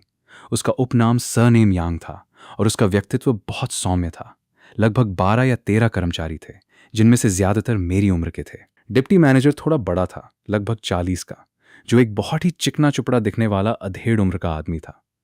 मैंने पूरी सुबह कॉम्प्रिहेंसिव डिपार्टमेंट के माहौल को देखने में बिताई। ये बेकार था, बहुत बेकार। लगभग कोई भी व्यस्त नहीं था। कभी कभार कोई कुछ दस्तावेज प्रिंट करता और उन्हें अन्य विभागों में भेज देता, और फिर करने के लिए कुछ नहीं था। कुछ लोग फिल्में देखते तो कुछ गेम खेलते, लेकिन इससे मुझे सहज या सुकून महसूस नहीं हुआ। अभी मुझे इन चीज़ों का आनंद लेने का अधिकार नहीं था। मैं प्लानिंग डिपार्टमेंट में जाना चाहता था। केवल प्लानिंग डिपार्टमेंट में ही मुझे अवसर मिल सकते थे। प्लानिंग डिपार्टमेंट एक युद्ध के मैदान की तरह था, जबकि ये जगह एक वृद्धाश्रम की तरह महसूस होती थी। हमने दोपहर तक इंतजार किया और वे लंच करने जाने का कोई इरादा नहीं दिखा रहे थे। मैं उठा और मेरे बगल वाले सहकर्मी से धीरे से पूछा कि यहाँ लंच कैसे किया जाता है। क्या तुम्हें भूख लगी है? चलो साथ चलते हैं। वैसे भी मैं सच में अकेले नहीं जाना चाहता था। इस सहकर्मी से बात करना बहुत आसान लग रहा था। युवक का नाम रोनन था, जो मुझसे कुछ महीने छोटा था और कंपनी में उसे सिर्फ 2 महीने ही हुए थे। उसे यह भी नहीं पता था कि कॉम्प्रिहेंसिव डिपार्टमेंट को वास्तव में क्या करना चाहिए। हर दिन कुछ दस्तावेज प्रिंट करना काम में गिना जाता था, लेकिन मैनेजर सेरेफिन हर दिन व्यस्त रहती थी। हालांकि किसी को नहीं पता था कि वो किस चीज में व्यस्त थी। कैफेटेरिया में हम एचआर मैनेजर क्लेयर से टकरा गए और अभिवादन का आदान प्रदान किया। एपेक्स में खाना अच्छा था। मैंने एक कटोरी चावल का ऑर्डर दिया और रोनन को बीफ नूडल सूप का एक कटोरा मिला। जैसे ही हम दोनों खाना शुरू करने वाले थे, मैनेजर क्लेयर जूस की 2 बोतलें पकड़े हुए आईं। जूस को मेरे सामने रखते हुए मैनेजर क्लेयर थोड़ी शर्मिंदा दिखी और उन्होंने पूछा, लेंडर, वास्तव में प्रेसिडेंट कैलिस्टा बहुत अच्छी इंसान है। मैंने सुना है कि तुम्हें कॉम्प्रिहेंसिव डिपार्टमेंट में ट्रांसफर कर दिया गया है और मुझे इसके बारे में काफी बुरा लग रहा है। मैंने तुम्हें जो अनुबंध दिया था वो प्लानिंग डिपार्टमेंट के लिए था, लेकिन कॉम्प्रिहेंसिव डिपार्टमेंट भी अच्छा है।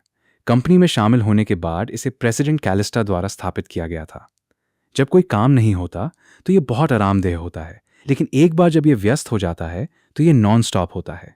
ये एक छोटी सी बात है। अगर तुम वहां नहीं रहना चाहते तो मैं तुम्हें कुछ दिनों में प्लानिंग डिपार्टमेंट में ट्रांसफर कर सकती हूँ। मैं हल्की सी मुस्कान के साथ बोला, ये सबसे अच्छा होगा अगर मैं प्लानिंग डिपार्टमेंट में जा सकूं। अगर नहीं तो मैं इसके लिए मजबूर नहीं कर सकता। कॉम्प्रिहेंसिव डिपार्टमेंट में जाना एक आदेश था जो प्रेसिडेंट कैलिस्टा ने व्यक्तिगत रूप से आज सुबह दिया था। मैं मना नहीं कर सकता, है ना? मैं बस कड़ी मेहनत करने और अधिक जानने के लिए अपनी युवावस्था का लाभ उठाना चाहता हूँ। अगर ये संभव है तो मुझे आपको परेशान करना पड़ेगा, मैनेजर क्लेयर। मैनेजर क्लेयर मुस्कुराई और उन्होंने अपना सिर हिलाया। ये ठीक है, ये भी मेरा काम है। तुम पहले खा लो, मुझे अभी भी कुछ काम है। दोपहर के बीच में उसे क्या काम हो सकता है? मैंने मुस्कुराया, सिर हिलाया और मैनेजर क्लेयर को विदा करने के लिए खड़ा हो गया। जब मैं वापस बैठा तो रोनन ने टेबल पर रखी जूस की 2 बोतलों को देखा और धीरे से कहा, भाई लेंडर, आपको कॉम्प्रिहेंसिव डिपार्टमेंट में होना पसंद नहीं है? यहाँ दिन इत्मीनान से बीतते हैं और सैलरी अन्य विभागों की तुलना में अधिक है। प्लानिंग डिपार्टमेंट में क्यों जाएं और खुद को थकाएं? अगर आप इसके बारे में बात नहीं करना चाहते हैं तो ऐसा मान लें कि मैंने नहीं पूछा। वैसे भी मुझे उसमें कोई दिलचस्पी नहीं है। मैं बस ये जानना चाहता हूं कि प्रेसिडेंट कैलिस्टा के साथ आपकी क्या गलतफहमी है। जब आप पहली बार कंपनी में आए थे तो आप लगभग उनसे टकरा ही गए थे, है ना? और आपकी एक बड़ी बहस हुई थी। जब मेरे शब्द समाप्त हुए तो रोनन के चेहरे के भाव बदल गए। वो थोड़ा आगे झुका और फुसफुसाया, कुछ दिन पहले एलिवेटर के पास किसी का प्रेसिडेंट कैलिस्टा के साथ झगड़ा हो गया था। मैंने सुना है कि उन्होंने प्रेसिडेंट कैलिस्टा के बाल भी खींचे थे। भाई लेंडर, क्या वो आप हो सकते हैं? अगर तुम उस बारे में बात कर रहे हो जो शुक्रवार को हुआ था तो वो शायद मैं ही था। हाँ, गपशप करना बंद करो, अपना खाना खाओ। भाई लेंडर, आप एक सच्चे नायक हीरो हैं। ये वाक्य जोड़ने के बाद रोनन ने अपना सिर नीचे किया और अपने नूडल्स खाए। उसकी शक्ल से ऐसा लग रहा था कि उसे फंसाए जाने की बिल्कुल भी चिंता नहीं है। मैं ये नहीं बता सकता था कि वो सिर्फ लापरवाह था या केवल आसान स्वभाव का था, लेकिन मैं अब और नहीं हंस सका। मैंने अचानक सोचा, क्या एचआर मैनेजर क्लेयर अभी अभी प्रेसिडेंट कैलिस्टा की ओर से जानकारी निकालने आई थी? अगर ऐसा है तो मैं परेशानी में था। कैलिस्टा मुझे कभी भी प्लानिंग डिपार्टमेंट में नहीं जाने देगी। कितना निराशाजनक है। वास्तव में मेरा अनुमान एकदम सही था। कैफेटेरिया छोड़ने के बाद मैनेजर क्लेयर 14वीं मंजिल पर जनरल मैनेजर के कार्यालय तक दौड़ते हुए गईं। दरवाजे के बाहर खड़े होकर उसने एक गहरी सांस ली और दरवाजा धकेलकर खोला। इससे पहले कि वो दूसरा शब्द बोल पाती, एक फाइल फोल्डर फेंका गया जो मैनेजर क्लेयर की पतली कमर के ठीक पास से गुजरा, जिससे वो डर कर स्थिर खड़ी रह गई, हिलने की हिम्मत नहीं कर पाई। कैलिस्टा की आंखें गुस्से से भरी हुई थीं क्योंकि उसने अपने दांत पीसे और डांटा। प्लानिंग डिपार्टमेंट बेकार कचरे का झुंड पाल रहा है। ये वो प्रस्ताव है जो वे मुझे देते हैं? उन्हें लगता है कि बाकी सब बेवकूफ हैं? जब तक ये प्रोजेक्ट आंतरिक रूप से हमें सौंपा गया है, विजनरी बोली बिडिंग के दौरान हमें फंसा देगा। कुछ लानती लो एंड रिहायशी इमारतें बनाना, एक पैदल चलने वाली सड़क पेडेस्ट्रियन स्ट्रीट। हवाई जहाजों को उड़ान भरते देखने के लिए पैदल सड़क पर कौन जाता है? मैनेजर क्लेयर ने फर्श से दस्तावेज उठाए और उन्हें डेस्क पर वापस रख दिया। फिर 5 या 6 कदम पीछे हटी, दूर खड़ी रही। कैलिस्टा ने आह भरी और फोन किया। अगर उसने न किया होता तो बेहतर होता। नतीजा जानने के बाद वो और भी तबाह महसूस करने लगी। विजनरी के वाइस प्रेसिडेंट ने मामले को सुलझाने के लिए पारिवारिक संपर्कों का इस्तेमाल किया था। अगर विजनरी बली का बकरा नहीं बनने वाली थी तो एपेक्स की बारी होगी। शहर में केवल ये 2 प्रमुख रियल एस्टेट समूह थे। सरकार निश्चित रूप से उन छोटी कंपनियों के पास नहीं जाएगी और छोटी कंपनियां भी इस गर्म आलू गंभीर मुद्दे को छूने की हिम्मत नहीं करेंगी। कैलिस्टा ने अपने शरीर से सारी ताकत निकाल दी, अपनी ठुड्डी डेस्क पर रखी, मैनेजर क्लेयर को दयनीय रूप से देखा। सिस्टर क्लेयर, मुझे क्या करना चाहिए? अब हम बस इस बात का इंतजार कर रहे हैं कि हमारा एपेक्स इस गर्म आलू को ले ले। हम निश्चित रूप से इस सौदे में पैसे खोने जा रहे हैं। भूल जाओ, तुमसे पूछना बेकार है। मैनेजर क्लेयर अजीब तरह से मुस्कुराई, अपना सिर नीचे किया और धीरे से कहा, प्रेसिडेंट कैलिस्टा, प्रोजेक्ट्स और प्लानिंग मेरी खूबी नहीं है। आपको वाइस प्रेसिडेंट कॉन्ग से पूछना चाहिए। वो खुजली में है कि मैं जल्द से जल्द पद छोड़ दूं। वैसे उस लेंडर के बारे में जिसे आपने मुझे चेक करने के लिए कहा था, मैंने उसे कॉम्प्रिहेंसिव डिपार्टमेंट में डाल दिया है और मुझे अभी भी इसके बारे में थोड़ा दोषी महसूस हो रहा है। कैलिस्टा में बिल्कुल भी ऊर्जा नहीं बची थी। बात करते समय उसकी आवाज कमजोर थी। मैनेजर क्लेयर पहले से मेरी उपस्थिति को याद करते हुए धीरे से बोली, मैंने उसकी पृष्ठभूमि को देखा। उसकी शैक्षणिक योग्यताएं नकली हैं। वो चुपके से विजनरी ग्रुप में घुस गया। 1 साल से भी कम समय में उसने विजनरी के प्लानिंग डिपार्टमेंट में काफी नाम कमाया। बाद में ऐसा लगता है कि उसने विशेष रूप से किसी के लिए एक निजी सलाहकार प्राइवेट कंसल्टेंट के रूप में काम किया। वो अभी भी प्लानिंग डिपार्टमेंट में जाना चाहता है, लेकिन बहुत तीव्रता से नहीं। उसमें एक परिपक्वता मैच्योरिटी है जो उसकी उम्र से मेल नहीं खाती है। प्लानिंग डिपार्टमेंट, मैं अभी प्लानिंग डिपार्टमेंट में आग लगाना चाहती हूँ। क्या उसे प्लानिंग आती है? इंटरव्यू के दौरान वो थोड़ा समझदार लग रहा था। समझ गई, जाओ अपना काम करो। क्लेमेंटाइन को बताओ कि प्लानिंग डिपार्टमेंट को एक और प्रस्ताव लेकर आने के लिए सूचित करे और प्रोजेक्ट डिपार्टमेंट को मुझे जल्द ही जवाब देने के लिए कहो। अगर वे कोई जवाब नहीं दे सकते तो कोई घर नहीं जा रहा है। उनके लिए रात का खाना तैयार करना याद रखना। मैनेजर क्लेयर ने सहमति में सिर हिलाया। तेज छोटे कदमों के साथ जनरल मैनेजर के कार्यालय से बाहर निकल गईं। दोपहर के खाने के बाद ठीक जब मैं थोड़ी देर आराम करने की तैयारी कर रहा था, मुझे एक स्पष्ट आवाज ने जगाया। मैंने ऊपर देखा तो एक छोटी, बिना किसी हाव भाव वाली डेड पैन लोली प्रोफेशनल कपड़े पहने कॉम्प्रिहेंसिव डिपार्टमेंट में कूदते हुए आ रही थी। वो यहाँ हर किसी से बहुत परिचित लग रही थी। गेम खेलने वाले लोगों ने अपने गेम बंद कर दिए और महिला सहकर्मियों ने स्नैक्स निकाल लिए। दुर्भाग्य से डेड पैन लोली ज्यादा देर तक अपना जलवा नहीं दिखा पाई कि मैनेजर सेरेफिन की एक सूखी खांसी ने उसे डर कर व्यवहार करने पर मजबूर कर दिया। उसने कॉम्प्रिहेंसिव डिपार्टमेंट मैनेजर सेरेफिन की बाह को गले लगाया और स्नेह से पुकारा, दीदी। इस छोटी बहन के मामले में सेरेफिन भी कुछ असहाय थी। उसने कमजोरी से कहा, तुम प्रेसिडेंट कैलिस्टा के साथ रहने के बजाय चुपके से यहां क्यों आ रही हो? सावधान रहो, प्रेसिडेंट कैलिस्टा तुमसे निपट लेंगी। क्लेमेंटाइन ने अपनी नाक सिकोड़ी और पलटकर जवाब दिया, मैं छुप नहीं रही हूं। प्रेसिडेंट कैलिस्टा मुझे कुछ नहीं कहेंगी। मुझे तो उन कष्टप्रद मक्खियों को रोकने में भी उनकी मदद करनी पड़ती है। दीदी, लेंडर कौन है? प्रेसिडेंट कैलिस्टा चाहती हैं कि मैं उसे ढूंढूं। यह सुनकर सभी की निगाहें मुझ पर टिक गईं। मेरी आंख का कोना फड़कने लगा। मुझे कभी उम्मीद नहीं थी कि इस महिला का बदला इतनी जल्दी आ जाएगा। रोनन मेरे बगल में डेस्क पर लेटा था, फुसफुसा रहा था, भाई लेंडर, आपको अभी भी जीवित देखकर खुशी हुई। मैं देख रहा हूं कि आपकी जेब में सिगरेट का एक अच्छा पैकेट है। मैं मुस्कुराया और सभी को सिगरेट ऑफर करने वाला था, लेकिन अप्रत्याशित रूप से रोनन ने सीधे मेरे हाथ में एक सिगरेट थमा दी, हंसते हुए अपने पेट को पकड़ लिया। भाई, आपको अपना असली रंग दिखाने दे रहा हूं। जब हम बात कर रहे थे, डेड पैन लोली क्लेमेंटाइन मेरे पास आई, मुझे ऊपर से नीचे तक ध्यान से देख रही थी। फिर वो सेराफिन को देखने के लिए मुड़ी, मुस्कान के साथ अपनी आंखें सिकोड़ ली। तो वो लेंडर है? वो वास्तव में काफी सुंदर है। कोई आश्चर्य नहीं कि प्रेसिडेंट कैलिस्टा के साथ शारीरिक हाथापाई के बाद भी उसे काम पर रख लिया गया। लेंडर, तुम्हारी सिस्टर क्लेमेंटाइन तुम्हें सबसे मजबूत घोषित करने को तैयार है। जाओ जाओ, 14वीं मंजिल पर सबसे अंदर वाला कार्यालय प्रेसिडेंट कैलिस्टा का है। मैंने इस छोटी लोली को देखा, मुस्कुराते हुए भौहें सिकोड़ी। क्या तुम नहीं जा रही हो? क्लेमेंटाइन ने अपनी आंखें सिकोड़ी और मुस्कुराई। सिस्टर क्लेमेंटाइन केवल तब हाथ बंटाएगी जब तुम संकट में होगे। अब जबकि तुम संकट में हो। लेकिन मुझे भूख लगी है, तो भूखी ही रहो। मैं खड़ा हुआ, क्लेमेंटाइन को नजरअंदाज किया जो मुझसे जबरन वसूली एक्सटॉर्शन करने आई थी, और सेराफिन की ओर देखकर मुस्कुराया। मैं अभी वापस आऊंगा। मैनेजर सेराफिन ने मुस्कुराकर सिर हिलाया, लेकिन जब वो अपनी ही बहन को देखने के लिए मुड़ी तो मुस्कान गायब हो गई। उसने क्लेमेंटाइन को कान से पकड़ा और उसे अपने कार्यालय में खींच ले गई। प्रेसिडेंट कैलिस्टा के कार्यालय के रास्ते में मैंने एक सिगरेट पी। मुझे नहीं पता था कि कैलिस्टा किस तरह का नखरा दिखा रही थी, लेकिन चाहे कुछ भी हो, मुझे इसे सहना पड़ा। एपेक्स मेरा एकमात्र मौका था। मैंने जनरल मैनेजर के कार्यालय का दरवाजा खटखटाया। अंदर से कैलिस्टा की आवाज सुनने के बाद मैंने दरवाजा धकेल कर खोला और अंदर चला गया। धीरे से पूछा, प्रेसिडेंट कैलिस्टा, आप मुझे ढूंढ रही थी? इस समय कैलिस्टा अभी भी अपनी डेस्क पर पसरी हुई थी। उसने कमजोरी से अपनी आंखें घुमाईं और धीमी आवाज में बोली, अगर मैं तुम्हें नहीं ढूंढ रही होती तो क्या कोई और तुम्हें मेरे कार्यालय में आने देता? मैं तुमसे कुछ नहीं छिपाऊंगी। तुमने मेरे साथ हाथापाई की और मेरे बाल खींचे। मैं तुम्हें प्रताड़ित करने जा रही हूं। अगर तुम इसे नहीं सह सकते तो दफा हो जाओ। मैं तुम्हें 3 गुना वेतन दूंगी। अगर तुम इसे स्वीकार कर सकते हो तो कार्यालय साफ करो। ये कॉम्प्रिहेंसिव डिपार्टमेंट के कर्तव्यों में से एक है। समझ गया प्रेसिडेंट कैलिस्टा। मैं जाकर पोछा और कपड़ा, मॉप एंड रैग तैयार करूंगा। मैंने इसे बहुत शांति से स्वीकार कर लिया, जिससे कैलिस्टा को लगा कि वो मुझे समझ नहीं पा रही है। उसने असहाय होकर देखा जब मैंने फर्श पर पोछा लगाया और कॉफी टेबल पर फलों के छिलके साफ किए।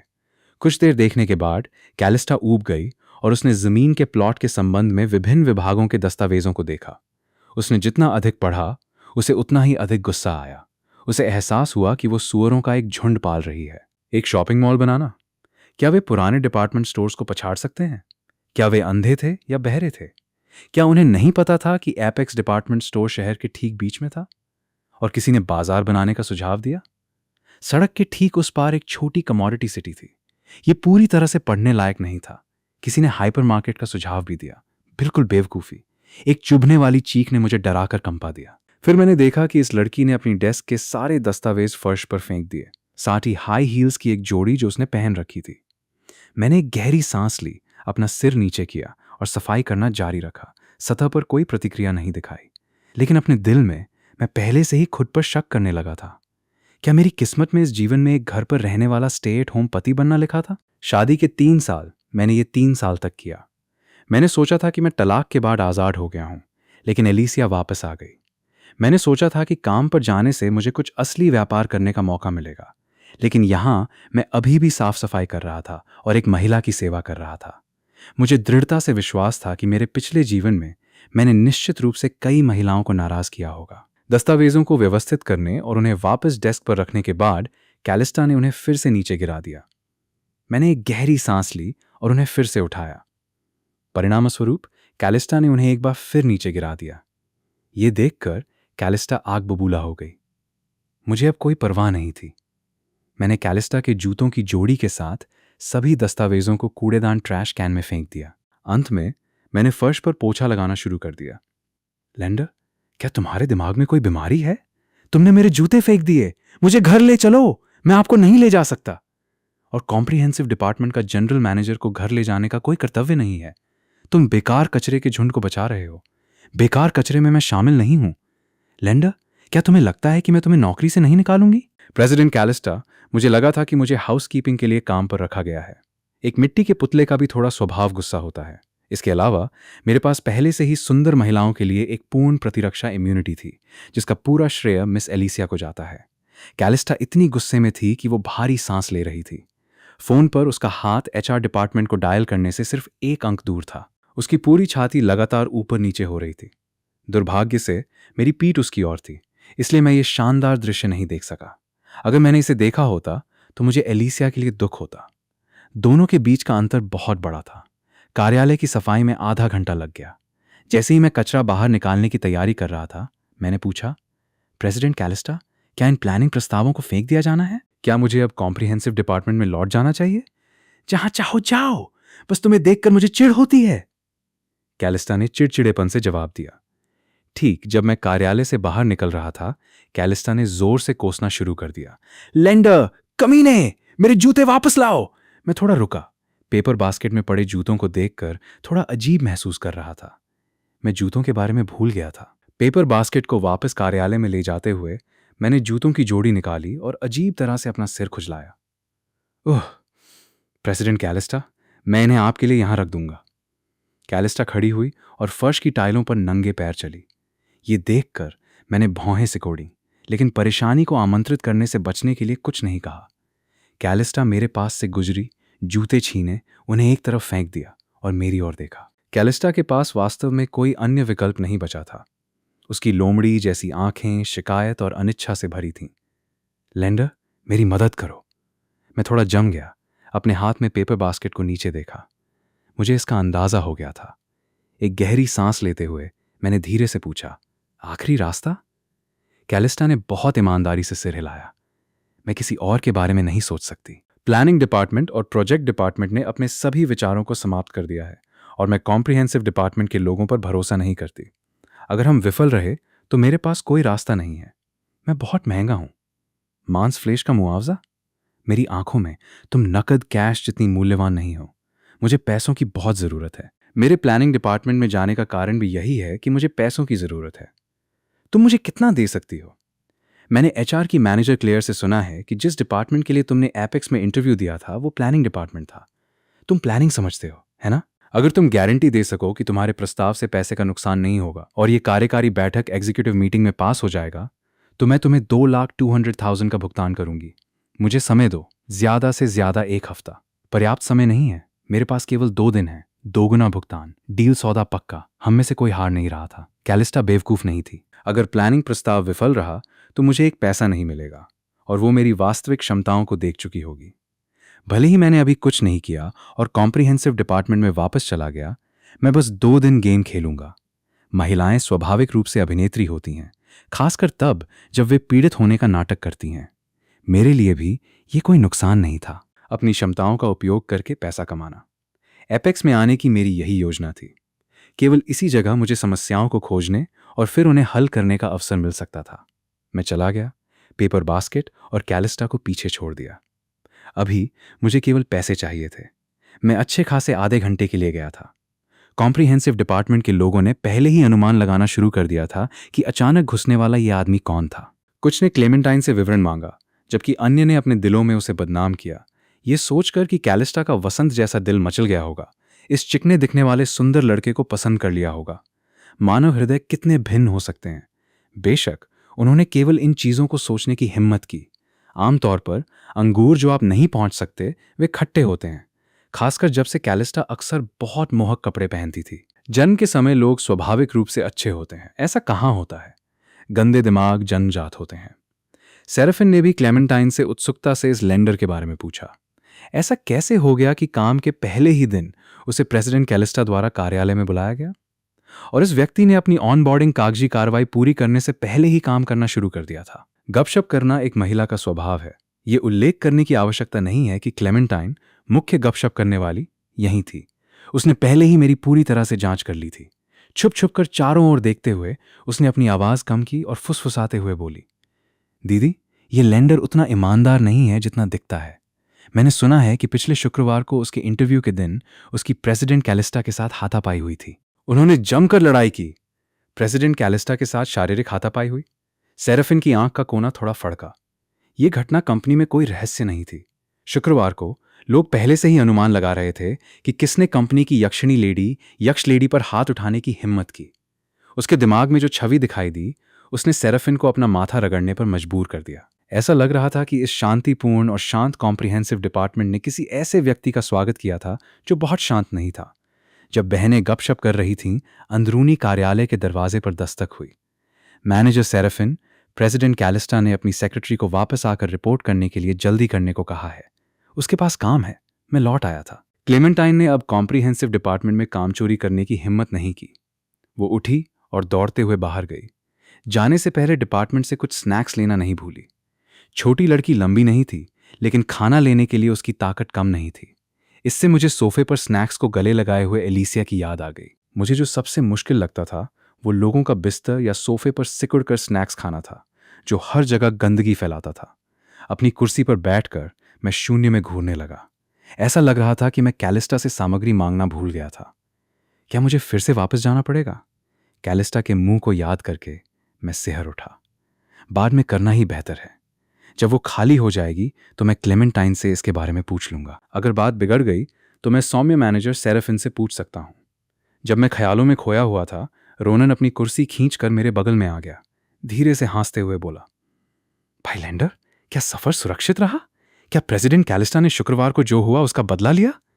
मैंने हाथ बढ़ाया, रोनन के सिर को नीचे दबाते हुए हंसा और उसे कोसते हुए कहा, तुम एक औरत से ज्यादा गपशप क्यों कर रहे हो? तुमने सच में सही अनुमान लगाया।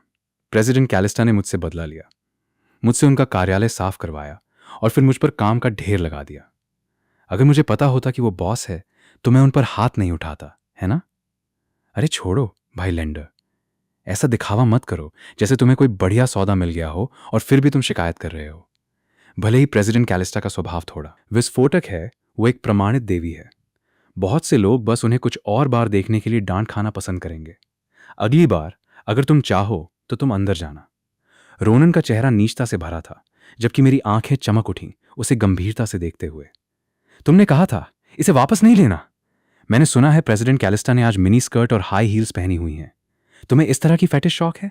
मैं कोड़े खाने को तैयार हूं। रोनन के नीच लुक ने मुझे बहुत असहाय महसूस कराया।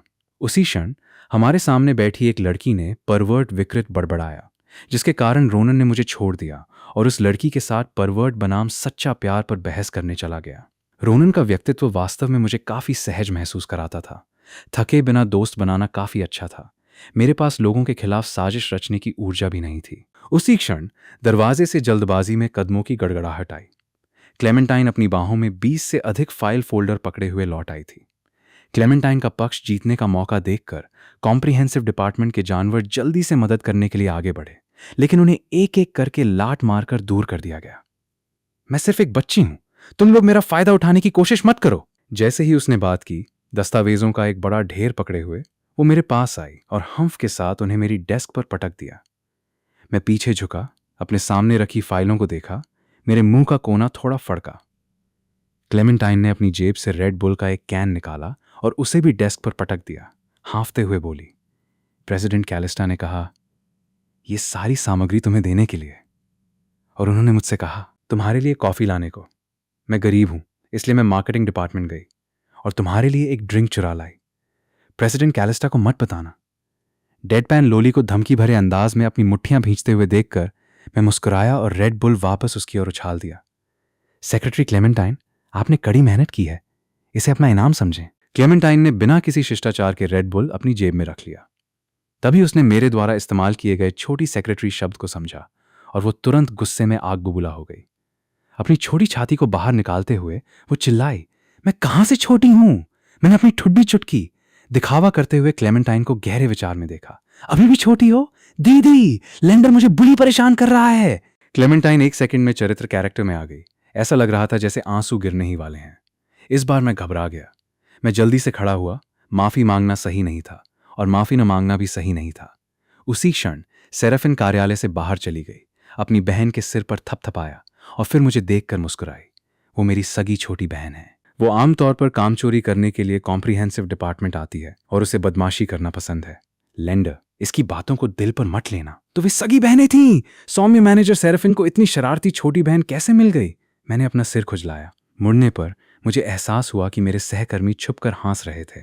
और भी अजीब महसूस करते हुए मैंने अपना सिर खुजलाया और फुसफुसाया, ये अभी भी मेरी गलती है। मुझे क्लेमेंटाइन को चिढ़ाना नहीं चाहिए था। सेराफिन ने अपना सिर हिलाया और सौम्यता से मुस्कुराई। हम अब से सब सहकर्मी हैं। हम एक दूसरे को लगातार देखते रहेंगे। इतना विनम्र पोलाइट होने की ज़रूरत नहीं है। प्रेसिडेंट कैलिस्टा ने भी अभी मुझे कॉल किया था, ये कहते हुए कि वो गुरुवार तक परिणाम देखना चाहती है। अगर कुछ ऐसा है जो तुम्हें समझ नहीं आ रहा है तो तुम आकर मुझसे पूछ सकते हो। ठीक है, मैनेजर सेरेफिन। अचानक मुझे काम मिलने से कॉम्प्रिहेंसिव डिपार्टमेंट के अन्य कर्मचारी नाखुश हो गए, खासकर तब जब यह काम व्यक्तिगत रूप से प्रेसिडेंट कैलिस्टा ने सौंपा था। अगर हम कामचोर बनने जा रहे हैं तो चलो सब मिलकर कामचोर बने। अचानक काम करके तुम हम बाकी लोगों को और भी ज्यादा बेकार आलसी दिखाते हो। वो किसी भी डिपार्टमेंट मैनेजर की नजरों में अच्छा नहीं लगता। कोई काम नहीं करना चाहता था और वे मुझे काम करते हुए भी नहीं देखना चाहते थे। नए व्यक्ति को यहाँ के नियमों का पालन करना होता है।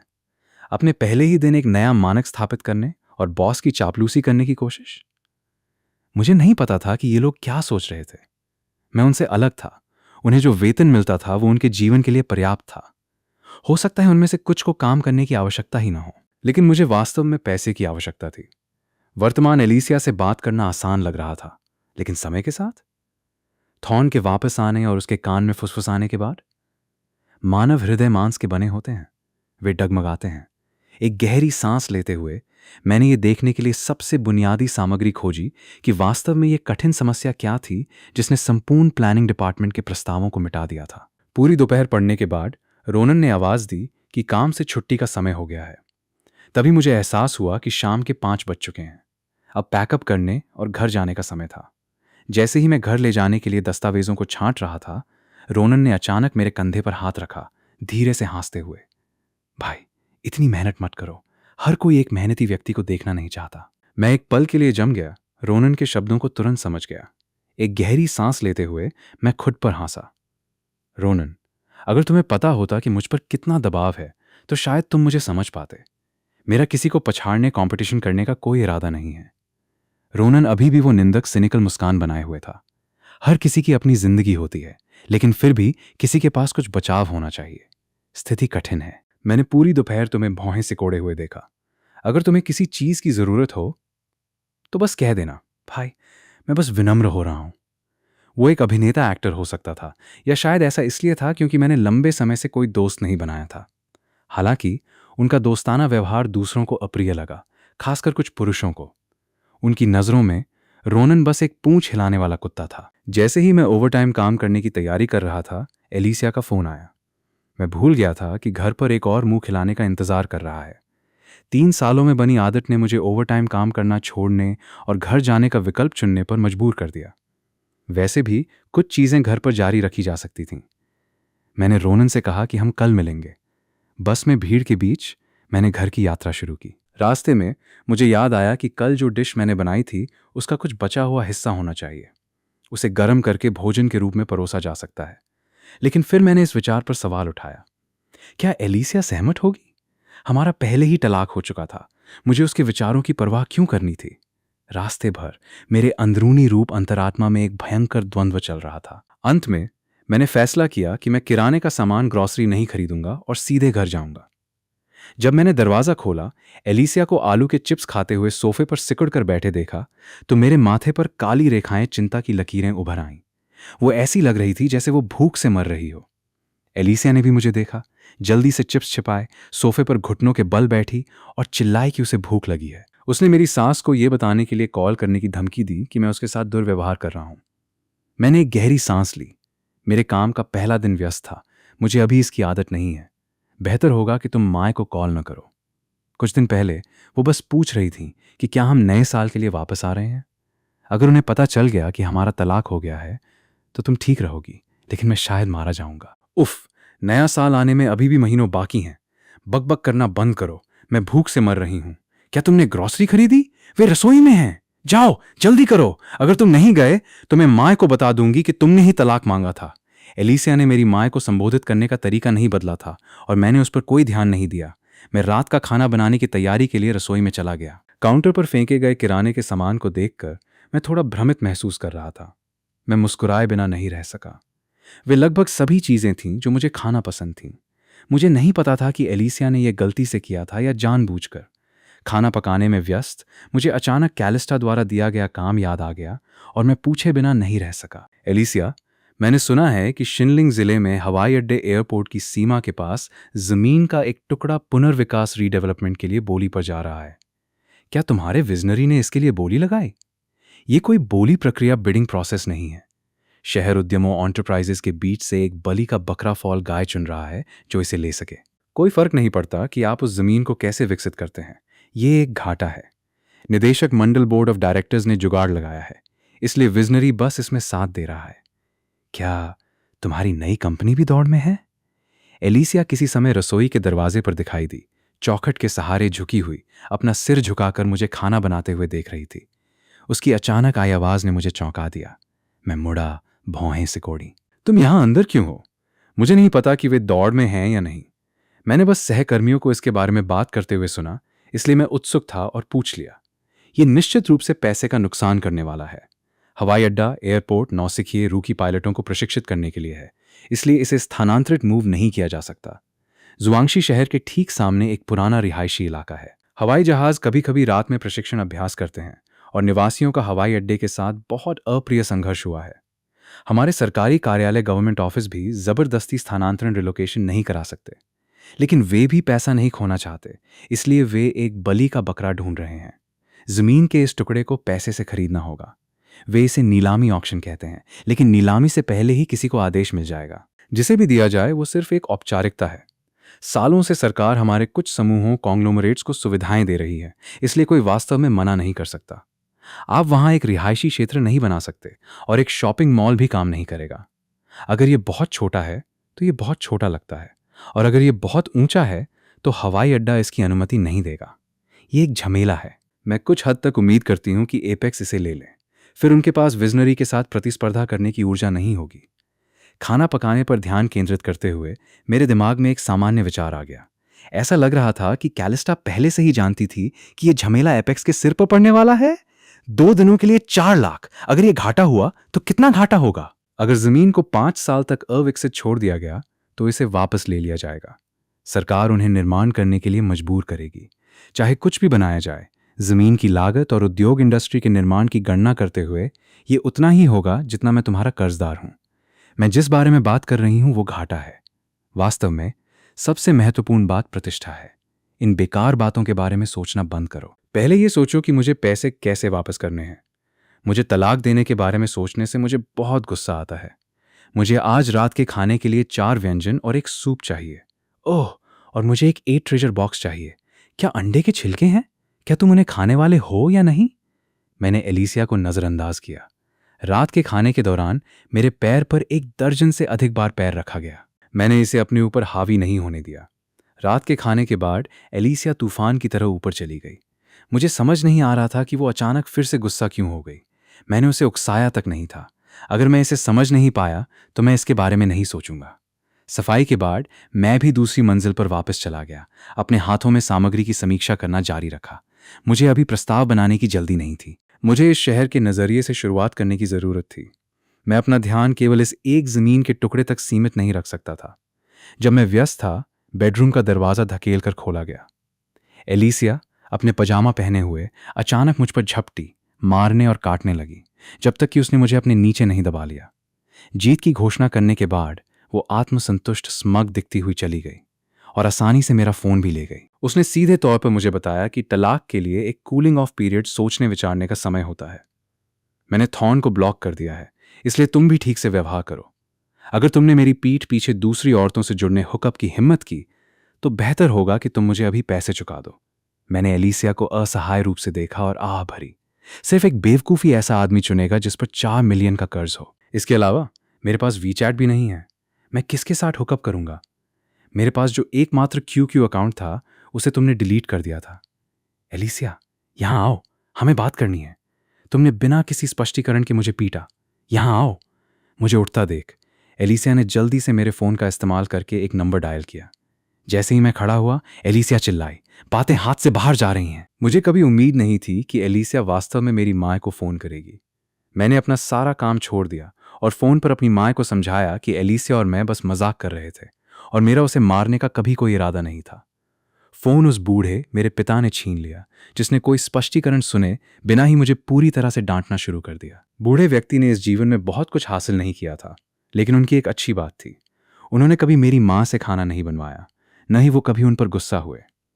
ये सुनकर कि मैं कथित तौर पर अपनी पत्नी को मार रहा था, बूढ़े व्यक्ति इसे बर्दाश्त नहीं कर सके। अंत में मैंने एलिसिया से विनती की कि वो मामले को सुलझने से पहले मेरे लिए गवाही दे। मेरी माँ ने आदेश जारी किया, हमें इस साल नए साल के लिए घर वापस जाना होगा। बूढ़ा जोड़ा यहाँ आकर हमें परेशान नहीं करेगा। अगर बच्चे घर नहीं आए तो उन्हें नए साल जैसा महसूस नहीं होगा। फोन कट गया। मैं टाटामी मैट पर लेट गया, छत की ओर देखते हुए शक्तिहीन महसूस कर रहा था। भूल जाओ, भूल जाओ। अब वे चाहते हैं कि हम नए साल के लिए वापस जाएं। अगर तुम नहीं जाती तो माँ इसकी तह तक जाएंगी। अगर उन्हें पता चल गया कि हमारा तलाक हो गया है तो तुम्हारी प्राथमिक कार्य योजना, प्राइमरी बेस ऑफ ऑपरेशंस, लगभग खत्म हो गई समझो। एलिसिया मेरे बगल में पालथी मारकर बैठ गई, तिरस्कार में मुंह फुलाए हुए। देखो तुम कितने दयनीय पैथेटिक हो। मैं नए साल के लिए वापस जाऊंगी। माए से मिलने का तुमसे कोई लेना देना नहीं है। माए मेरे साथ विवियन की तुलना में बहुत बेहतर व्यवहार करती हैं। जाओ जाओ जाओ, जाकर नहा लो। तुम वैसे भी आज रात मेरे साथ नहीं सो रहे हो। मैं मुंह धोने जा रही हूं। एलिसिया, क्या तुम आधी कुत्ता हो? छोड़ो। जब एलिसिया और मैं मजाक कर रहे थे, थॉर्न पहले ही देश वापस आने के लिए उड़ान में सवार हो चुका था। वो अब और इंतजार नहीं कर सकता था।